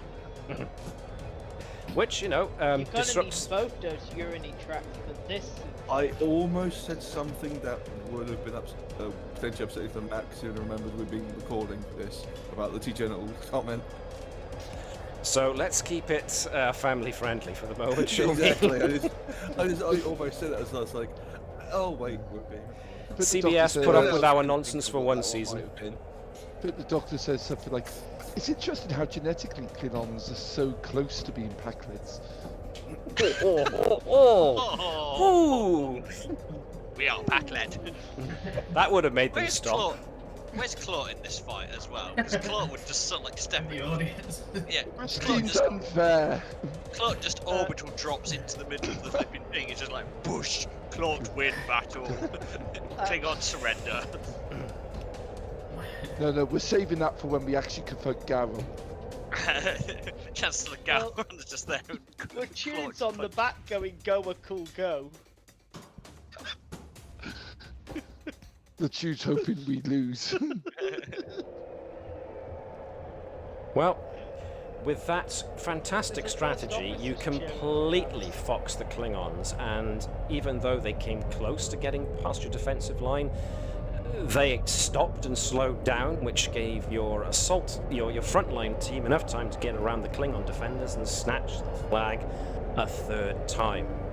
There's more than a few cheers that go up from the Federation side, and even Rayner on the opposite side is there with his holo recorder going, yeah! Captain Akul and his lot, as they go back to their side, Akul's there nodding with an amused grin on his face. The other Klingons are kind of looking a bit like, what was that? But overall, Lady Jadark comes back in and announces Crew of the Navis have successfully completed the first trial and are the victors. You will now have a short recess as we prepare for the second trial. So, yeah. Can we show sort of like at the end of it as a no kind of hardship and just sort of like congratulate the Klingons on their tactics as well, etc.? Yeah, sure. I'm sure they appreciate it. How many of these trials are there again? 4. Oh, I know exactly what we need to do for the next round. Yeah, you think you do.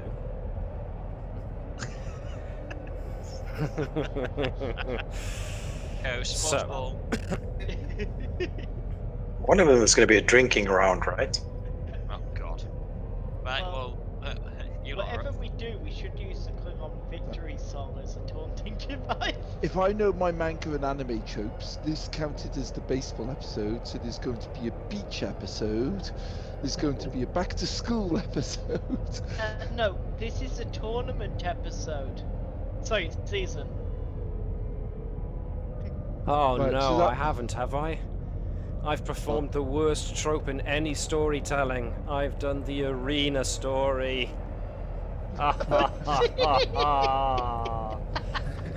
I promised myself I wouldn't, and I have.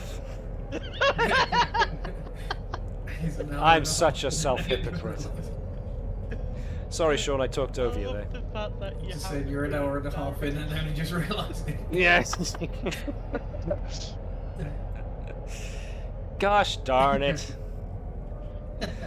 I was reading a book recently and I was like, oh man, they've gone for the old arena trope. Not of course realizing I was about to set myself up as never mind. It's all fun. Okay. It's all fun and games till Claude steps on someone. Claude is here. What do you say? Okay. I am Claude, or Claude, I am. Is it? Claude is I am Claude is Claude. I. We are Claude Does is it- not stepping in to Claude, save you alright. flesh bags from your weakness in this arena. Jan? Does he need to say anything besides Claude? Well, yeah, good point. Glort. It's like Claude. Station from Bill and Ted's Bogus Journey. Station. Yes, I am showing my age there. But then again, so did both the actors when they tried making the third Bill and Ted movie. Anyway. Hi-oh. No, And I thought we burned the Klingons. So, unless there's anything else anybody else wants to get done before the second trial happens. And back. Maybe should maybe ask some that. stretches. Missy? Yes, all the things. There are a couple more spectators now being allowed in. More of the Klingons are coming in, and even General Kargan himself has now entered the arena. You also notice that, if you recall some episodes back, you persuaded a certain Orion captain that the pickings operating out of Narendra Station would prove quite lucrative. He and his crew appear to have turned up.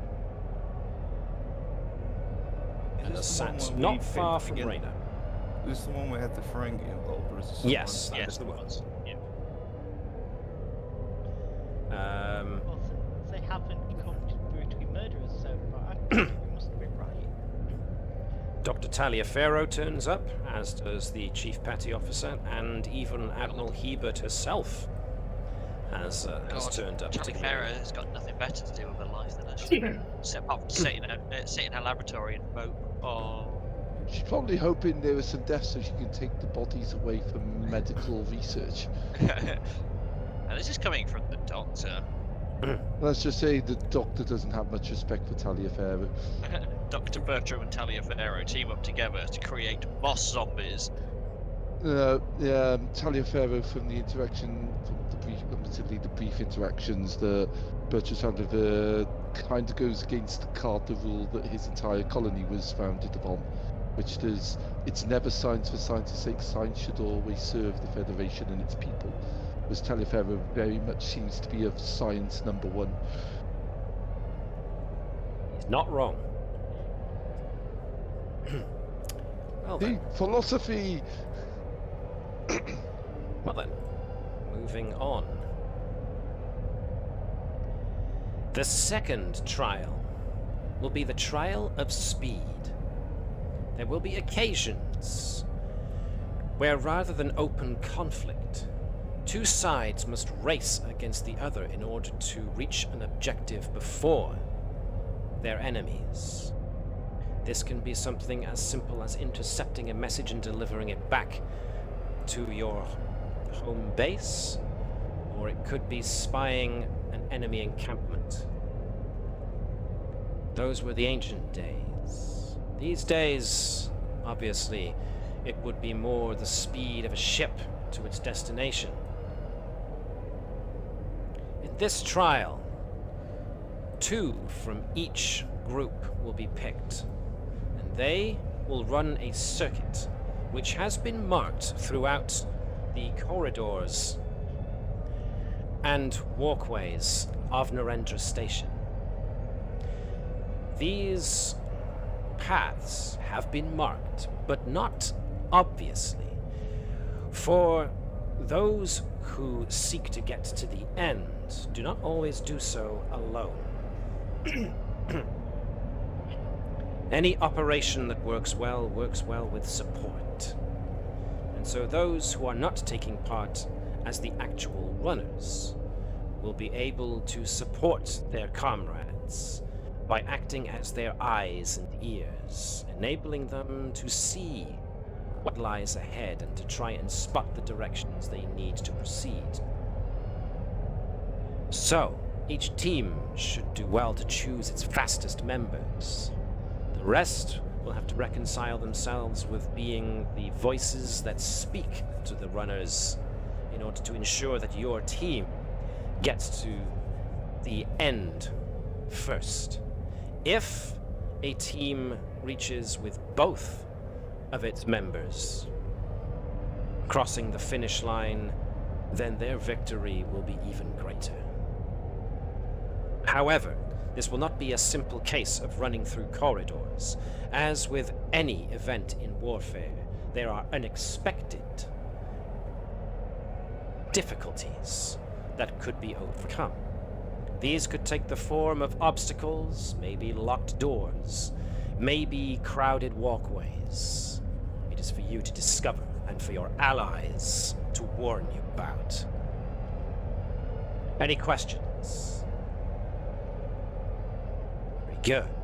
Then choose your 2 fastest, and the race shall begin. So, anything involving a race of this sort, is more than likely going to involve no small amount of the fitness attribute.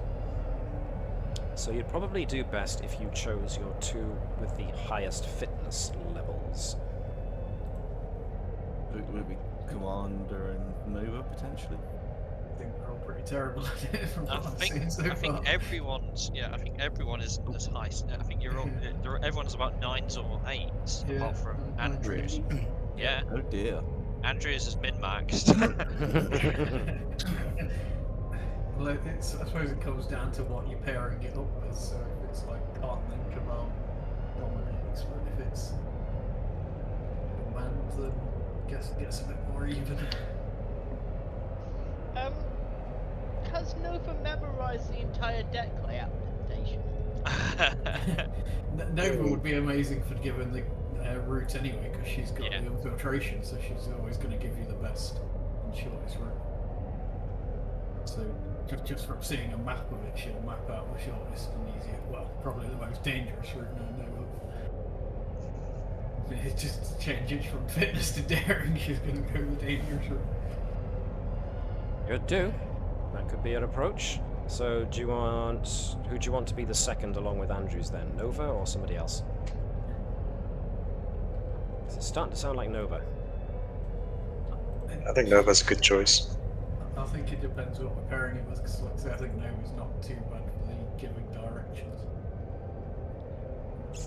Okay, well, since I'm hearing no other recommendations, everyone else is backing away and just leaving Nova to do it, so we will go with Nova. Now, it's more than likely, if we're talking out-and-out fitness, the discipline is more than likely going to be security, which, you know, Nova's no slouch at. She's proven herself before. Of course, Andrews, as we say, min-maxed. So Hang on a minute. Wait a minute. I've got a foci.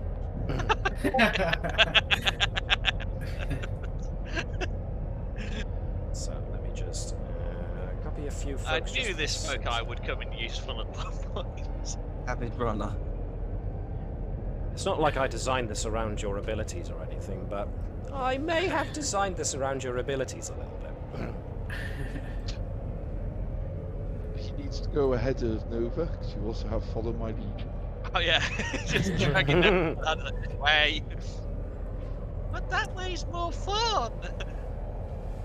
Right, so I'm going to put us onto a map. Now, this is just a representation. I may alter the races so that we can be semi-representative of the leads and gains. I've put everybody else to one side because they can aid to a fashion. So, overall, it's going to be... Vipers, didn't you hack into the security system in here at one point? And you can't prove otherwise. It's just hack into the security and just start closing doors on their side. It's just like, I'm sorry, but the bits I hacked into, so the bits that were potential security breaches are currently in our cargo hold. nicking cargo off the flipping space station. No comment. No, nobody expects the chief engineer to be a smuggler. I'm not smuggling. I wonder he's friends I'm with Orion. salvaging. Well, quite. You know you can only salvage when it's been wrecked, right? Klingon maintenance, wrecked. I'm struggling to see the difference. You start setting off the bulkheads of the decontamination system. Oh. Wrecked their security protocols, does that count? My. Okay then. Well, let me think. So the majority of the extended tasks track is going to be taken up by Nova and Andrews. Those guys who are assisting in some fashion, either by watching video feeds, trying to anticipate things, looking at station maps, that kind of stuff can... Oh no, I've just realised what this is. It's Challenge Annika. No, it's not Challenge Annika, it's the Krypton factor. Demolition Man. Oh, this isn't turned to Funhouse. No. What you don't Or know indeed Ninja is Warrior. Supermarket Sweep. No, let's go to the obvious and superior conclusion.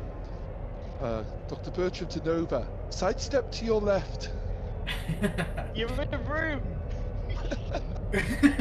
Which, for those of you who don't know, is a reference to the kids' show Nightmare, which was on in the Late UK 80s and early during the 90s. late 80s and early 90s. Yeah. So. Oh, it's a nightmare. I did get heckled from the stage on the live version.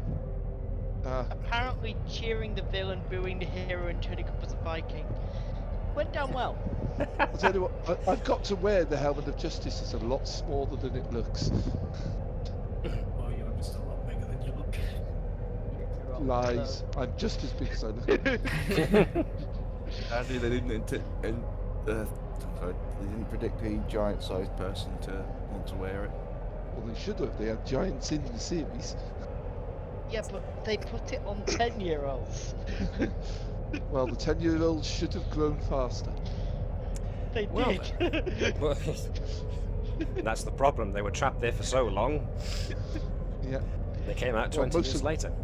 Most of them got killed there. So. Anyway. Anyway. Tangent alarm, yeah. So, Vibers, do we have any really, really slippery substances in engineering? What have you got in mind? I don't know, something that you would step on and slip. Turning this into Mario. I almost imagine Caval getting out a Jude? datapad and spelling it out for him. Slippy Just like watch equals slip. Klingons' movements and identify which one's got any weaknesses. And it's like I've got a location. I need to do a. Oh, you know those waste tanks on sea deck? Yep, I've got a location for disposal. It's non-standard, but the station's admin's all over the place at the moment. This location, please. Are you suggesting, sir, that I take part in this obviously restricted competition? I can neither confirm nor deny Is anything. it wise to cheat? Gotcha. It's not The cheating. Klingons. It's not cheating. It's using the initiative. The Klingons didn't specify that we couldn't get additional external help from our own crew. No, they said we can get help from anyone who is an ally or involved. We've just been cheering on the Klingons all this time. Okay, here's a question. What are the stakes that require us to go to this extra length rather than going along with the spirit of the game? It's not like there's any lives You've at actually got a stake. point. I was just trying to lose. This is literally all about honour. Vibers doesn't lose. But how much have you got Joking. riding on this game, Vipers? Vibers are just, You bet the ship or something. yeah, Vibers has just sort of like got like 700 bars of latinum in his hand, and he's like nothing. Let's be honest. Who have you got there?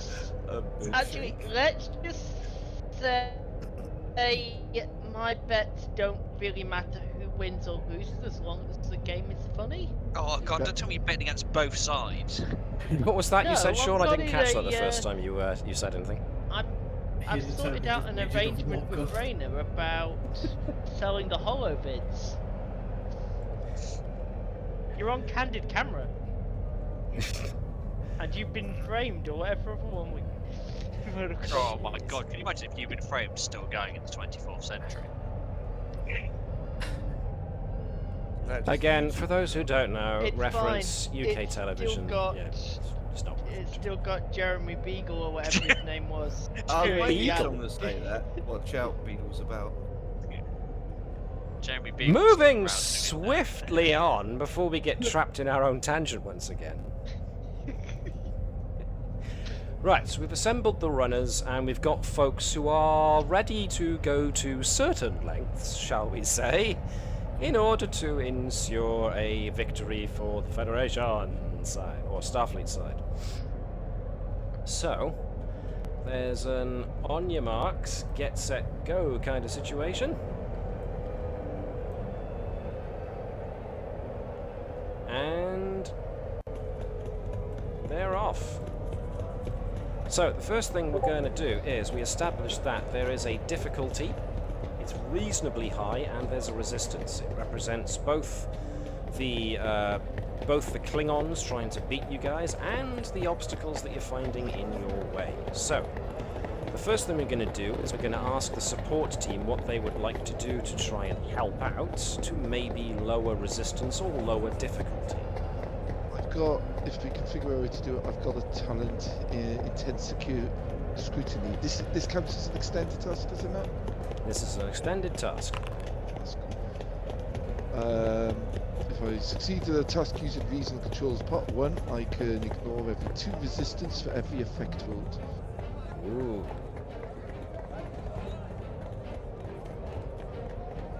I'll say you watching closely to find out which leg they need to kick on the on the Klingons running after. So Problem is, reason and control would be something like, well, control would be using a console to try and access station schematics or the security feed in order to see where your two runners are going. Yep. So, and what would be the discipline with that? So that would suggest something like control, and for layout, let's go with engineering. Okay. And anybody who wants to assist with it, because I'm going to throw that difficulty up to be a 3. Can do that. Okay. Let's see. What about you, Vibers? You must be fairly good at engineering. You're not chief engineer and all. Oh, you'd think so, yeah. So what Well, is he's it? got Reason platinum. plus engineering, what's that? Control plus engineering. Control plus engineering in order to access security cameras and maps of the layout of the place. Okay, 1 so far. Control and engineering. So whoever else is helping. Oh, crap. So assist, I think. Hold on. So we've already got Vibers and Bertram, and Caval is trying it too, so that's 1, 2, 3, 4, 5 dice. Okay, so you got 1, 2, 3, 4 successes, which was 2 over what you needed, but there was a complication. Okay. So, as And a we can result, ignore 4 resistance. which means thanks to when you succeed at a task, so thanks to Bertram's intense scrutiny, he is able to pick out these little symbols that are actually Federation badge symbols that have been like painted on with a stencil on certain corridors or doorways to show you where you're supposed to be going. You can spot a couple with Klingon symbols on, which suggests that's the route the Klingons are going to be going down. So you have, as a result, lowered resistance by 2 using Dr. Bertram's intense scrutiny. What the complication ends up being, well, let's see, shall we? Right then, so Andrews and Nova, it's time to run! So this is going to be fitness and security, 1 being primary, 1 being secondary. I think it's obvious who's going to be who. Alright, so yeah. I was gonna roll secondary. Do we burn? Can we burn another determination if needed? If you really want to win that badly. I don't know. Andrews is competitive. Andrews is one of those people that would want to win to prove a point that the Federation's armies are stronger than the Klingons. So. Yeah, what can we do for the good of the Federation? That count?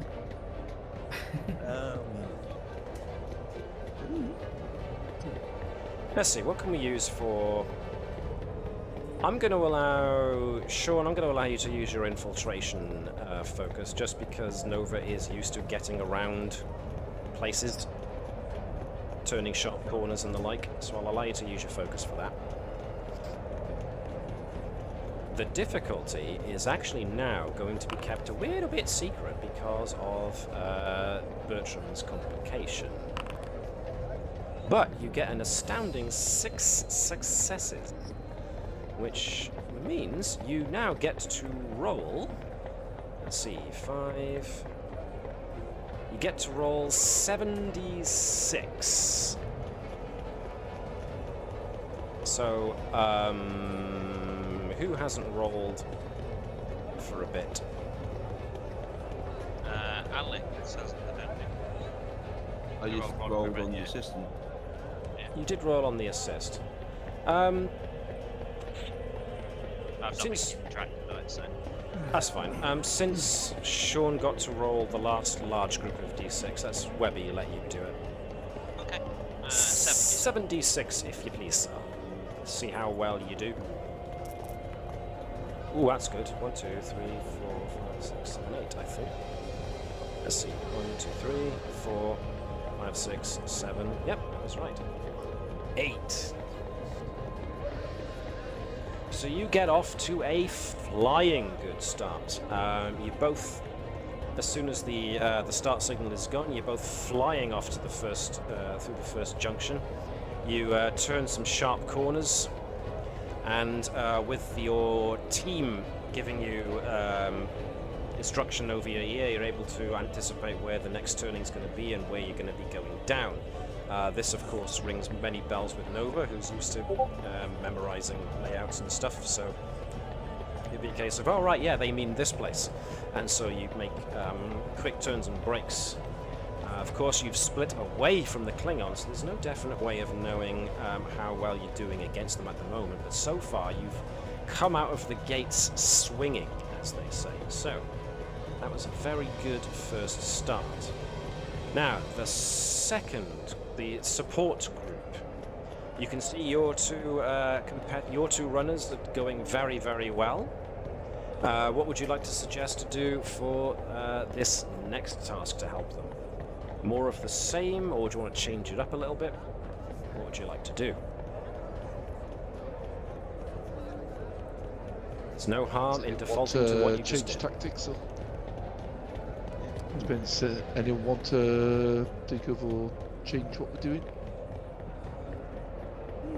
Give one who's fairly fair, 'cause I dare say trying to change it so we've got random doors closed and the Klingons might be a little bit. Poor okay. Okay. Doke, anyone got any other ideas, or are you still willing to play it straight-laced? No, we'll go with straight-laced then. Okay. Yeah. Fibers is like so disappointed. They need to do the first prank, at which point then we're quite good to go, but if they don't, we're trying to be slightly trustworthy. Am I still leading, or does anyone else want to try leading? It doesn't necessarily say that Bertram needs to lead, it just says you need to succeed at a task. Yeah.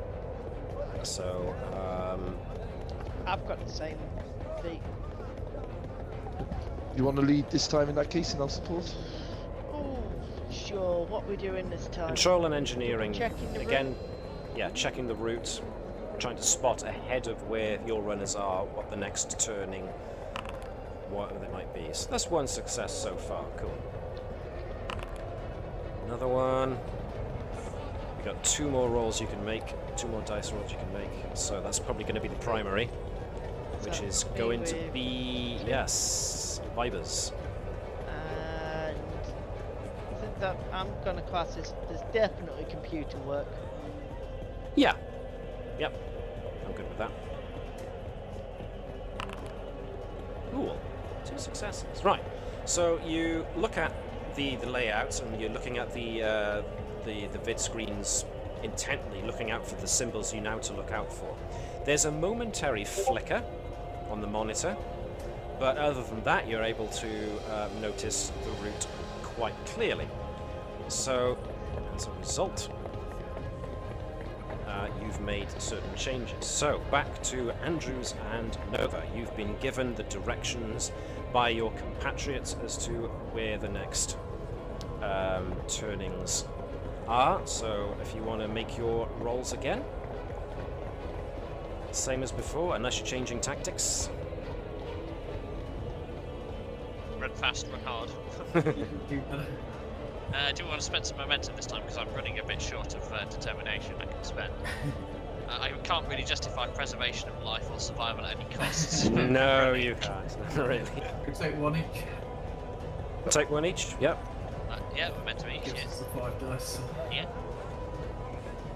Unless anyone else says no. No. Claude, do you really need halfway through the race? Just let me know.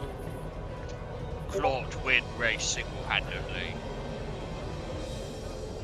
So, Sean, you want to make your support roll first? Yep, thank you. 1 success. You did not. Well, momentum off, there we are. Yep. Using a foci for avid runner. Yep. I'm using 3 die because using momentum. Roll. Yep. 2 successes. Right then. You get fed your directions, and you start taking different turns. As you do, you suddenly come to the realization, hang on a second, we've made 3 turns and I haven't seen any symbols. And you then come to a dead end. A literal dead end. As in, you've come to a wall that represents the outer hull of the that meets the corridor that meets the outer hull of the station. I think we've been hacked. And yes, you guys can okay. see, you support guys can see on your end of things that yes, they've met a dead end. Even though the display you're looking at clearly shows there's a Federation symbol on the opening to the corridor going to the dead end you just went down to. Is it a full dead end, or is it this is a closed bulkhead door? It's a full dead end. It's just a wall. Is there anything equivalent to a Jeffers tube? That's a good point. I will allow you to... I will go say probably yes, because there are very few places in this place that wouldn't have some kind of access ductway. So this would be where Nova's infiltration does come very handy, because you might be able to get back on track if you use a shortcut with the tubes. Yes, you just have to know where to go.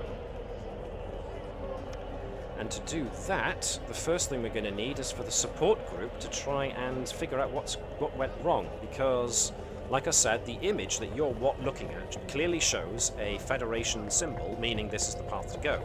But Andrews and Nova can very clearly tell you that there's no such symbol on the wall where they're at.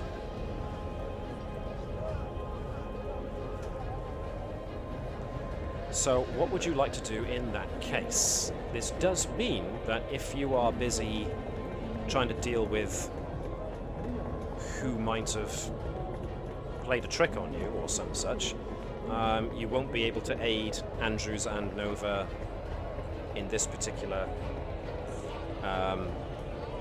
run, the next run. But if you don't try and find out what's actually going on here, you run the risk of giving them false information. We're gonna have to, so yeah. Okie dokie. Trying to work out what the heck is going on. Okay then. Was that brief flick? There was that brief flicker on the screens while we were working on them. Perhaps something changed then. You caught that, eh? Yeah, I did. The doctor wouldn't have until they realised that someone might be interfering. So, if you're going to try and tell what happened and who hacked you, or what was the hack and how did it happen, this is probably going to be either an insight or a reason check, and probably science, probably to do with computers. I was going to say, considering they must have hijacked what we're sending back and front, that means there must be some sort of communication between one thing to another. Would I be able to use communications as a focus for this? Because they'd have to send some sort of transmission out. Okay, I can buy that, yeah. I can buy that. Definitely. Happy obviously. to be the lead on this one, because I want to. If we're fine, I'm going to fucking. Oh, sorry. That's the one. We are now PG-12. I must have. We will turn it around and then potentially try and do the same thing back. Well, you've got to find out what they did first. You can turn it back on them after. It. Yes. So, who wants to take the lead on this, and who wants to support? Okay, that's the lead. Does anybody want to support? Yep, I'll support. Is it reason and science? It's going to be... Oh, Edwards did control and science. It's not control and science, it's going to be reason. So I'm going to need you to do that again, sorry, Alex. My stats are exactly the same for each one of them. Okay, in that case, don't bother. Don't worry. I was trying to say don't bother and don't worry at the same time. Yeah, all my main stats, control, insight, and reason are all at 11. 1, 2, that's 3 dice. 2 more people can assist. What is science? I'll skip this one. Do you want to give Natala? Do you want to roll as Natala then in that case, since she's probably a very good science? Reason and science.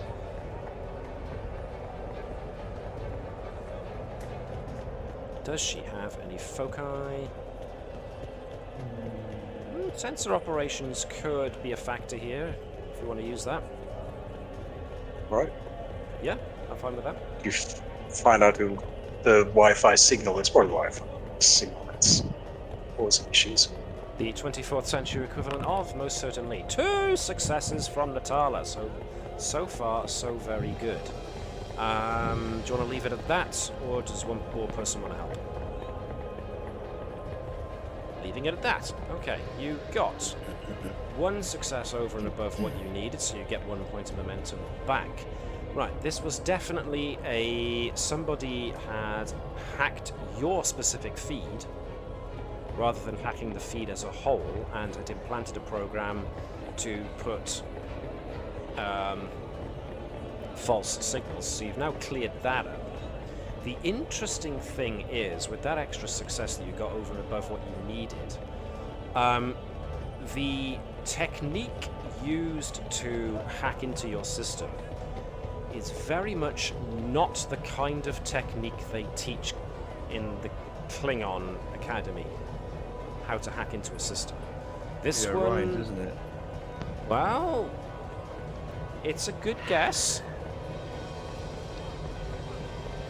But for now, you've at least identified that it wasn't the Klingons you don't think that utilized a computer hack on you. So in that regard, we're going to go back to Andrews and Nova, who are now going to have to shimmy their way through ducts in order to try and get back on track. I just realised Edwards last time we met them actually did try and go into their communications of that Orion ship.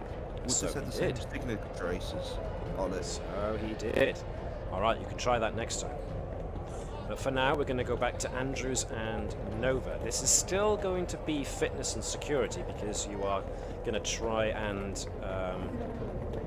unless, of course, you want to mix it with daring and security and take a bit of a risk in jumping into the Jeffrey's ships. I'd be willing to go daring and security and let Nova take the lead on this. Cool. Alright then, so Nova gets to roll 2 dice, Andrews gets to roll 1, unless of course you are piling in the extra dice from momentum. What's someone else's fault? Well, the momentum's there to be used. Yeah. 2 again. 1 each, yeah, if you want. Nice. Daring and security. Survival training? Can I use that as a foci for this? As a bit? means of trying to shimmy quickly on your hands and knees, yeah, I'm fine with that. Using foci. 2 die. Roll. Okay, 5 successes overall. So you make 1 success over what I put. So, with that many successes, against all odds, you shimmy through the ductwork, and Nova uses her knowledge of said ductwork to put you back into where you can actually hear some of the crowds congregating, and you use this as a good means of thinking, well, hang on, if there are crowds, that must mean there's a mark somewhere nearby that suggests this is one of the paths to go down. And you do manage to successfully exit the Jeffrey's tube back on track. So now I just need you to give me another 7d6. This time Sean can roll it, since Sean was lead, to see how much ground you managed to cover. Okay, 1, 2, 3, 4, 5, 6, 7, 8. Not bad at all. Which means that you made more than 5, which means you made another breakthrough. So yeah, with that rather fantastic use of not only the ductwork, but also listening out for, well, the crowd, the audience, you get back on track and, yeah, find some marked places that will allow you to keep on going. You're back in the runnings and doing very well at that. You have no idea where the Klingons are, but you're feeling better about your chances again now that you're back on the right course of action. So, back around to the other group. What would you like to do now? It sounded like, Alex, you were looking to try and backtrace, see if you can use your knowledge of the Orion signal security to backtrace where the hack was coming from? Yep. Let's go with that then. That definitely sounds like a... I'm going to go with a control and... This sounds like slightly engineering. Still using my foci, or? With your communications focus, yes. Anybody else who wants to join in and help, by all means, can do so. So that's 2 successes. Might need a bit more help than that to get a lock on who's doing it. Commander Vibers, if you please. Vibers can roll yeah. 1 dice to assist. I just realised Vibers and Caval's tokens don't actually have your rank. Nor does mine, actually. These are older tokens. There we are. They're the ones I grabbed from the auditorium, and they've been around for a good bit, so yeah, that explains that. Or we just fancied getting a bit more personal this episode. So, 3 successes. Okie dokie. Yes, the code is definitely Orion. And using your knowledge of Orion security codes, you managed to backtrace the signal. There's definitely somebody is using a remote, some kind of remote computer terminal to hack into your specific security feed. And it seems whoever they are... Sorry, go on, Navis, I talked over you there. Can we give Rainer a call while we're doing this? I was thinking about doing a speed kind of job and just record like 5 seconds of our output and have it routed to them so they think that we're looking at this repeated bit while we're actually looking at our own one. So you want to try and interfere with their feed? Yeah, because they're going to have, I imagine they're going to be monitoring us, and well, that's how they can keep sending us in the wrong way. So if we make them think we're looking at something different, while, I said, literally, like, is it speed? It is speed, isn't it? We're on the bus where they basically record like 15-30 seconds and play it on loop to trick That's the film, yes, speed. Yeah, basically same thing. It's the same principle. I'm just thinking about running. Because you got 1 success over and above what was needed, I am going to allow that. So, rather than helping your compatriots, you are this time reverse hacking. You're hacking the hacker. And getting the monkey off my back. Indeed you do. Well done. Good job. So, back on track again with Andrews and Nova. You're out of the ductwork and back into the corridors. You're even going down the Galleria this time, which is lined with spectators cheering yourselves and the Klingons on. So it looks like the Klingons and your paths have intersected once again. So let's see if you can get a lead. So this will be the same as before. Fitness and security. Whoever wants to take the lead can take the lead. Unless you want to change tactics a little bit and try something a little daring. Like maybe Assassin's Creeding it and jumping through market stalls or something, I don't know. Of course. Swan diving off the top of the deck to get down a couple of levels quicker, yeah. landing in a conveniently placed hay bale at the bottom of the sort of like a Jeffrey's tube.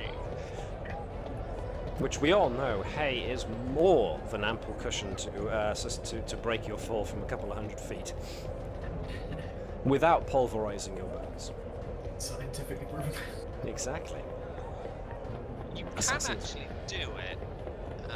Someone did actually survive from parachute failure to it by landing in a hay bale. It didn't do them a lot of good. They did break a good couple of bones, but they survived the actual hitting the ground at 9.81 meters per second. Actually, I can find the article. There we are. Something I didn't know. Learned something new today. It's I always a don't know. good Do we day. want to go? Do we want to be daring in security and sort of like deliberately kind of, you know, sort of like shoulder barge the Klingons out the way? Go in for the. Over a joke that's a shoulder barge, but maybe like leapfrogging over them or sliding through their legs as a distraction. Yeah, and then something while Andrew's just clotheslines both of them. Alright then, so who wants to be a lead on this more daring, aggressive approach? I think it's still daring security, isn't it? So probably me for this one, with advanced hand to hand.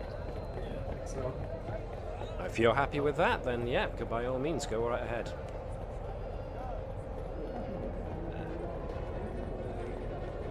No, not using determination. Use focus, that's the one. You're Survive at any using, cost, burn the last determination I have, yeah. using any momentum, or are you keeping the momentum pool? We've spent 4 momentum on this task. Save it, I think, now. If that's what you want to do. 2 successes. Okay, that was from Andrews, so let's see how Nova does. 0. Ooh. Right. Okay. Hummity hum hum hum.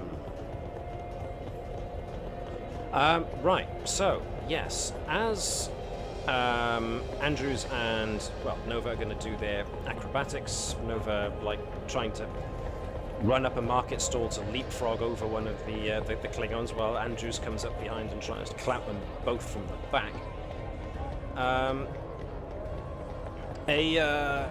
An access way next to the Klingons actually opens up, and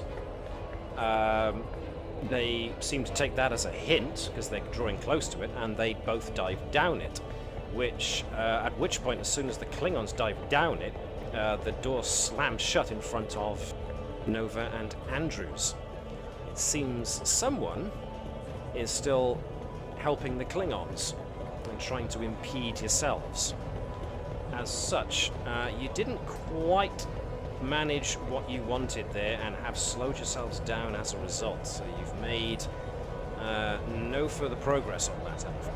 But you still are in the runnings, still a little way to go, you can still make up time. So now we go back once again to the assist team. You just saw what happened. Yeah, the fact that they dove through it gives us, I think, I say carte blanche to start monkeying back. How about we find where that access tunnel goes and jam every door at it so they can't get out the other end? Ooh, I like it. Okay, what does everyone else think? Going with that plan? Do we know where this race ends? So does it end in the same spot for both teams? You hope so. But it seems the rules seem to suggest that's the case, yes. And do we know where that location is? You haven't found it yet. That's what you're still looking at for.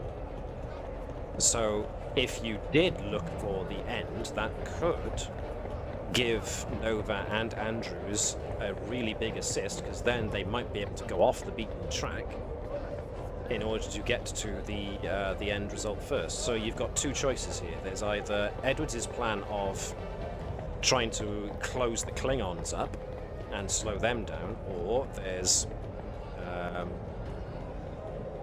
Jan/Caval's plan of trying to find where the end is so that you can direct Andrews and Nova to maybe take a shortcut. So which would you like to do?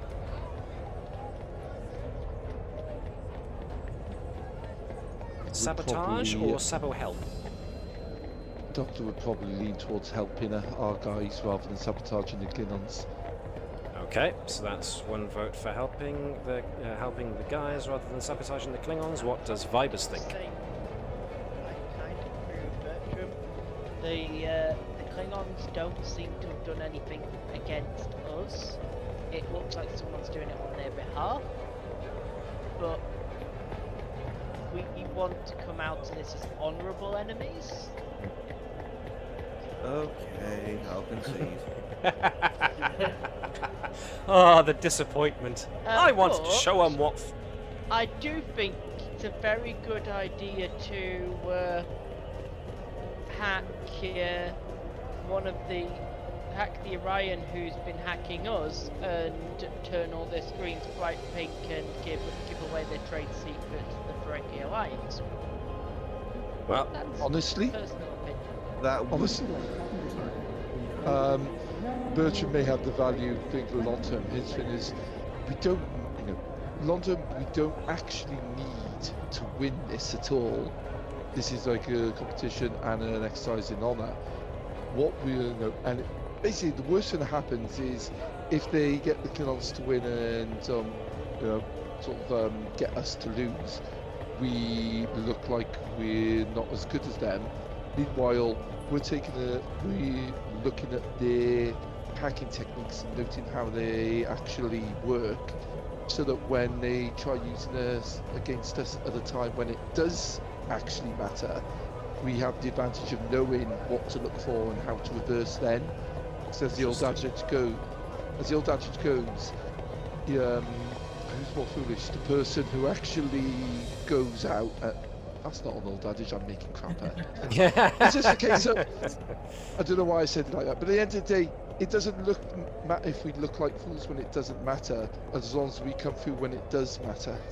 But Doctor, don't you think that this competition is being watched very closely by the Klingon High Command? And our performance here could be an indicator of whether we are somebody to be attacked right now or somebody to be assessed even further. It's a consideration. It could be a tactical thing then, but the Klingons have honour as I understand, correct me if I'm wrong, Mr. Edwards, Klingons have honour at the forefront of their entire civilization. So what matters more? Should we act against this interference, or should by returning with sabotaging the opponents, or do we actually act with honour even if that actually costs us the competition? Ultimately, it would be honour. Yeah, we act with honour, but we shouldn't at any point consider that losing is a good thing. No, we need to give it everything at the best of our capabilities. Yeah, we can do, because if they think we're giving less, that'll be a slight on their honour, because they'll think we're letting them win. So we have to do everything we can to help. But there's win. also the thing that if the Orions are interfering and the Klingons aren't aware of it, and we respond to the Orion interference by attacking and sabotaging the Klingons aggressively, do we then dishonour that? Yeah. Do we then dishonour them by saying that we view them? Yourself, I agree before you started that no, that's fair enough. We should try to help them. Yeah. My only counteract is the whole whether it's about us losing or not. It's like, I'm not saying we should cheat, but I'm saying we should still do everything we can to help that isn't dishonourable to prove the point. Because if we do anything less, they will take that as an insult. I'm not saying we throw this away at all. I'm saying okay, I get the general gist of what's being discussed here. So we've discussed the pros and cons of both and come across the fact that we would rather lose and look honourable than win by cheating and maybe do it wrong. But yeah, the overall, we're looking at the long game rather than just winning this one thing. So you would rather do the thing of trying to win the race rather than trying to sabotage the opposition. So let's go with using schematics to try and have a good old look for where the finish line might be. That was a very good idea, I have to say. So this is probably going to be a use of ordinarily I'd say control and maybe science or engineering, but you're looking to try and spot where the finish line is. It's probably going to be decorated in such a way that it's going to be easy to spot. So that's going to be a case of scrolling through things until you find what you're looking for, but you're trying to do it quick. So I'm going to go with, this is probably going to be somebody with good insight needs to needs to be able to take the lead on this, because they're going to be able to need to spot a detail on the schematic, on the security feeds, on the live feeds, in order to say, oh, that's it, that's what it is. So, which of the support lot has got the best insight? So far, Bertram and Tala have both got 10. it's me. Insight of 11. everyone's. Wow. Okay, so maybe if Edwards is assisted by Natala and Bertram, and then maybe one or the other of Vibers or Cabal. Would it be science or engineering? I'm willing to have either justified to me, really.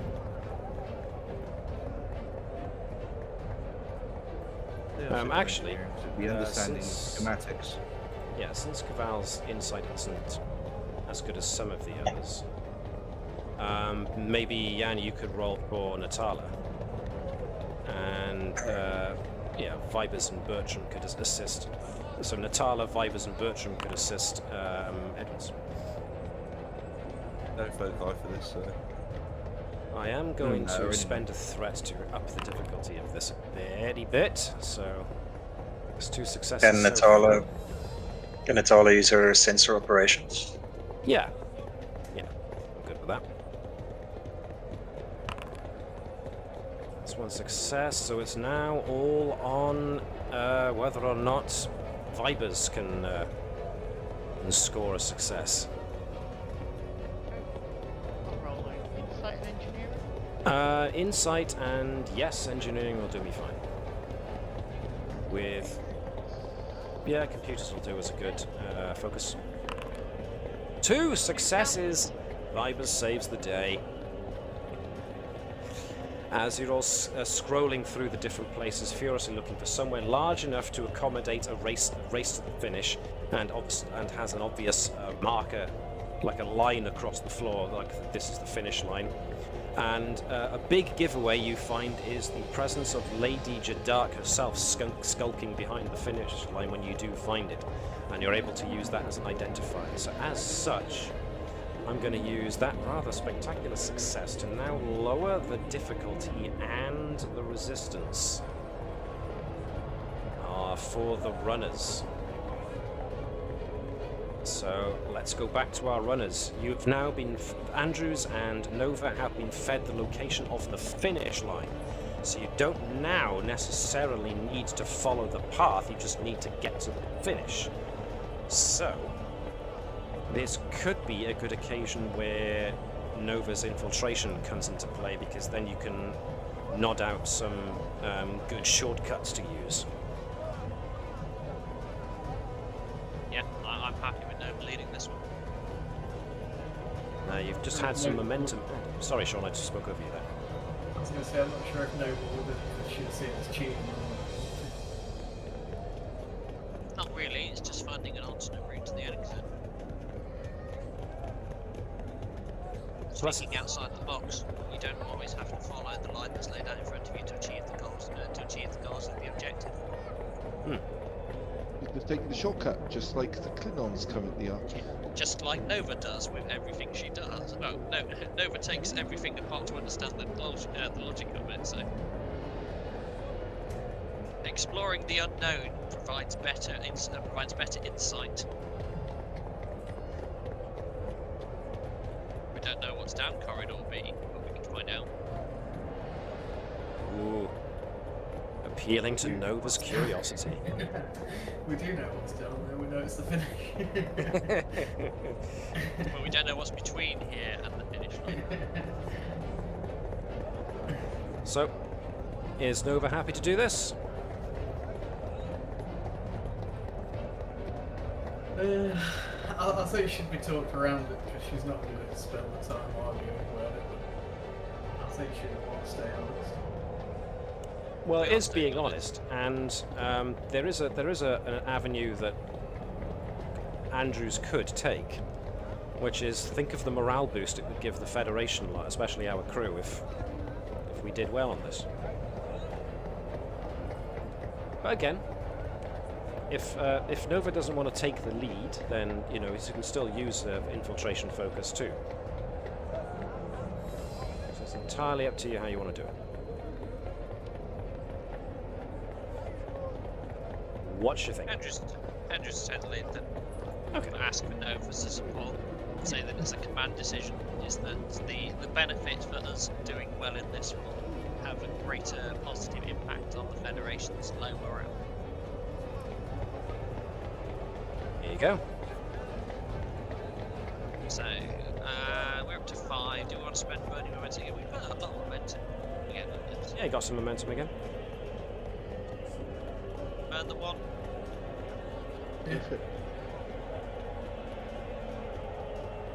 Daring, security. With If you're using daring, then you're also doing this in a rather flash manner. It has to be said. Always. Oh, look at that. So close to a 9. Ooh, that was close. But thanks to Andrews taking the lead,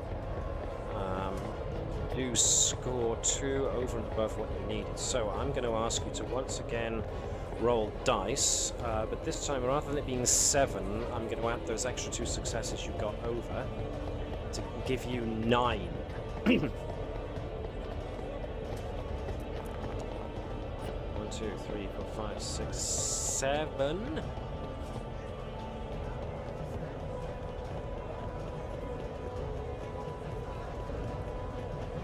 Which means that, even though Nova wanted to play this honest, as it were, the morale boost does become obvious as the Federation folks who have taken time from their packing, who are lining the walkways as Nova and Andrews go racing past, cheering them on, and you soon rejoin. Or the Klingons soon rejoin you, but you're happy to see that they rejoin you slightly behind, and because you've made the last requisite breakthrough, you manage to finish ahead of the Klingons by a narrow margin, but you still manage to do it. Well done. So you both have to take your breath now as you're having to catch your breath from that rather intense run. And so you're able to rejoin your fellows. The Klingons, of course, more than happy to have run that honorably, and they congratulate you on your win. And then they excuse themselves because they too have to go catch their breath. And when you think about it, Klingons are wearing boots that really aren't made for running in. Yeah. So the fact that they made it this far is, the fact that they made it this far is quite impressive. But there is, of course, the small matter of who was trying to interfere. Yeah, it's a shame if someone hadn't been sending them a feed of it, and therefore tankers are in the systems, potentially get a recording and put it on a big screen. I'm just gonna give Rainer a call on his number. Okay. So you put a call through to Rainer. So, did you get your footage? I'm sorry, I'm a little busy right now. Really? I'm a little busy right now. I'm gonna have to call you back. Nice speaking to you. Yeah. Doesn't sound very healthy. No, it doesn't.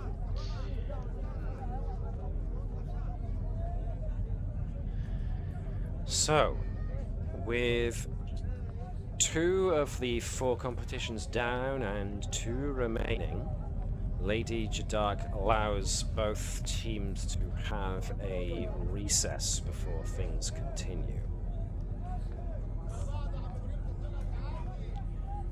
You don't manage to catch view of Rainer. In fact, when you make pains to try and cross his path, The most you see is him coming down the opposite end of the Galleria's walkway, which the Galleria, in case you guys don't remember, is basically the Narendra Station equivalent of the... ooh, I've forgotten the word. Deep Space Nine's... Terra, no. No, the main... The main walkway with all the shops. Oh, the promenade. Promenade, thank you. Gee willikers, I forgot the word. So the Galleria is like a multi-story version of Deep Space Nine's Promenade, which incidentally was where one part of which was where the finish line was. You catch sight of Rayner walking towards you around one as he rounds the Galleria, but as soon as he claps eyes on you, he pretends like he's just remembered something and he goes the other direction.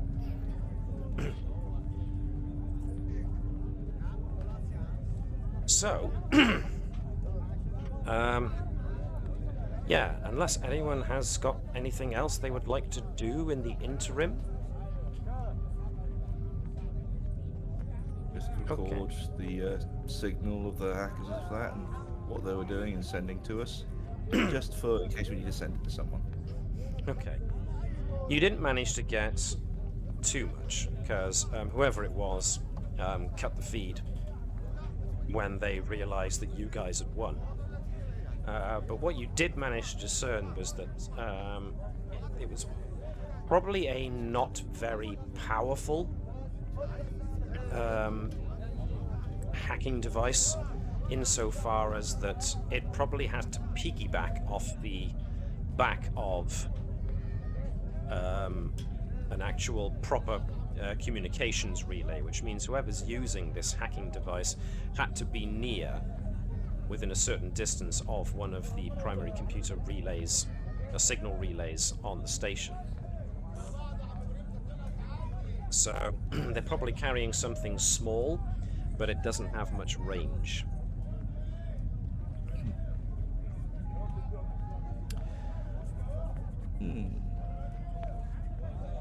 Might be able to use internal sensors to pick up the signal.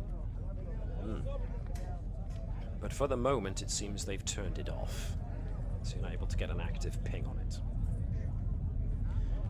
Anyone else with anything, any preparations or in between tournament games downtimes they want to do? I don't mean downtime, but you know. Yeah.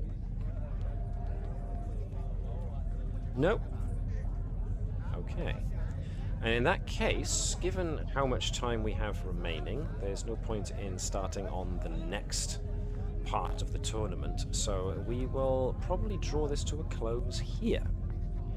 Needless to say, the next episode will have the remaining two parts of the competition, but of course will also contain the who exactly is trying to interfere with this little with this ritual of honor, and more importantly, why.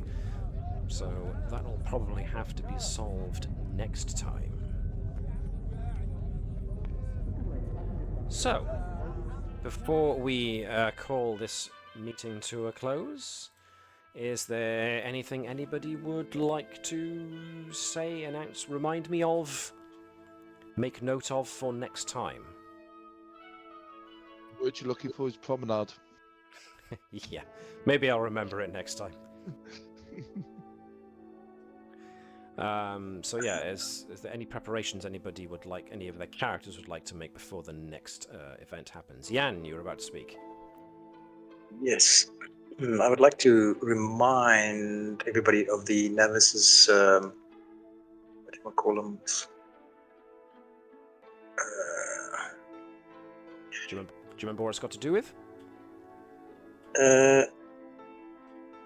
Modular laboratories. Ah yes, the modular labs, that's right.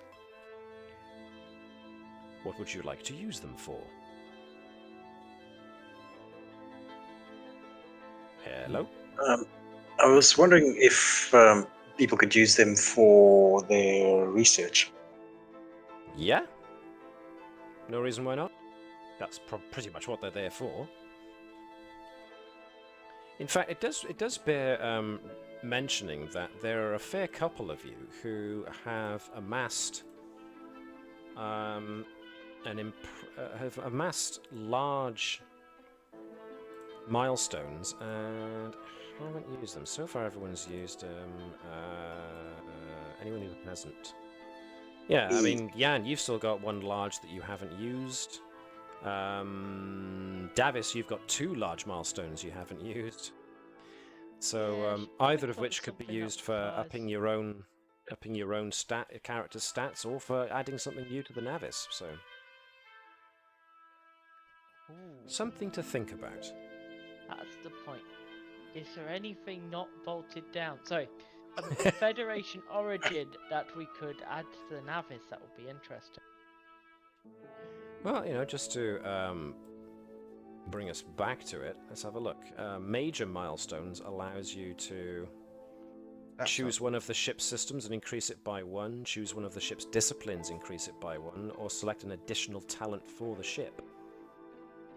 I think you've already done this, so this option may only be selected once for the ship. So you've added the modular labs. So you can up a ship system, or you can up a ship's discipline, or you can do something for your own character. Or if you're feeling generous, one of your supporting characters. But that's up to you to decide. Yeah. So, don't feel rushed to make a decision now. You can make a decision later, that's fine. You can just post it up on the Discord whenever you want, and we'll honour that. But in the meantime, unless there's anything else anybody wants to say about preparations they're making for next week? Any? Cool. Alright then, in that case, it's a bit of an early close, but it's the appropriate point to close since we're halfway through the Klingon Gach. So let's wish everybody good health, stay safe out there, and of course we'll wish you to live long and prosper, and we'll close our hailing frequencies as we bid you adieu.